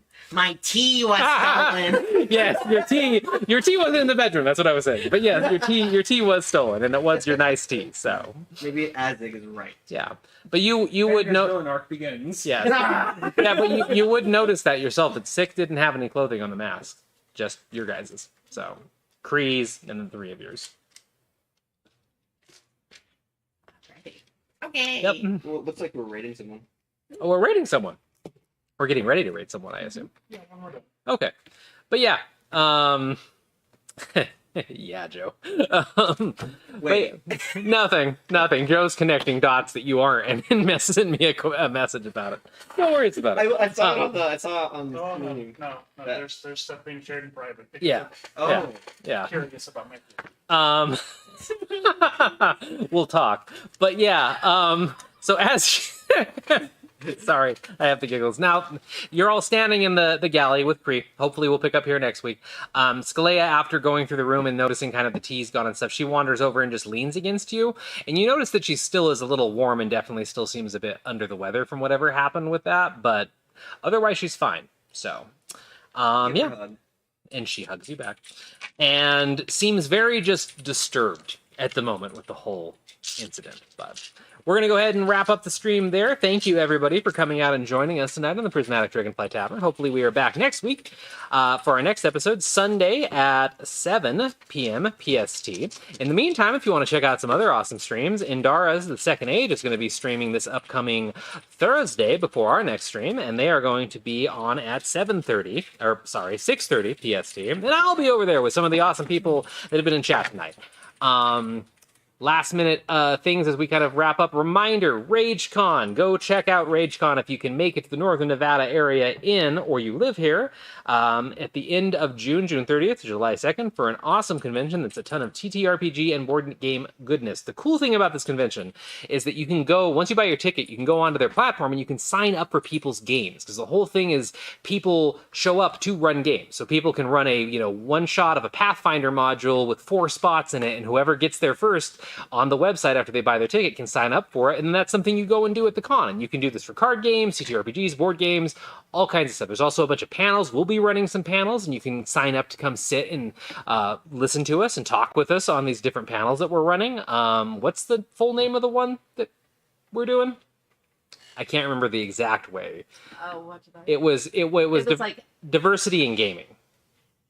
LGBTQ representation and and gaming. and gaming. That is one that we're hosting and we're going to be on. And we have some other awesome stuff that you should check out too. So once again, if you can make it out, please do. All right. Well, we're going to go ahead and raid somebody here. So if you can stick around for a few minutes to go ahead and carry the love on over to the raid and give them some credit, watch them, hang out with them for a few minutes. Maybe you've just discovered your new favorite streamer besides us. And we will see you next week. So in the meantime, have a good night and we'll see you later. Bye.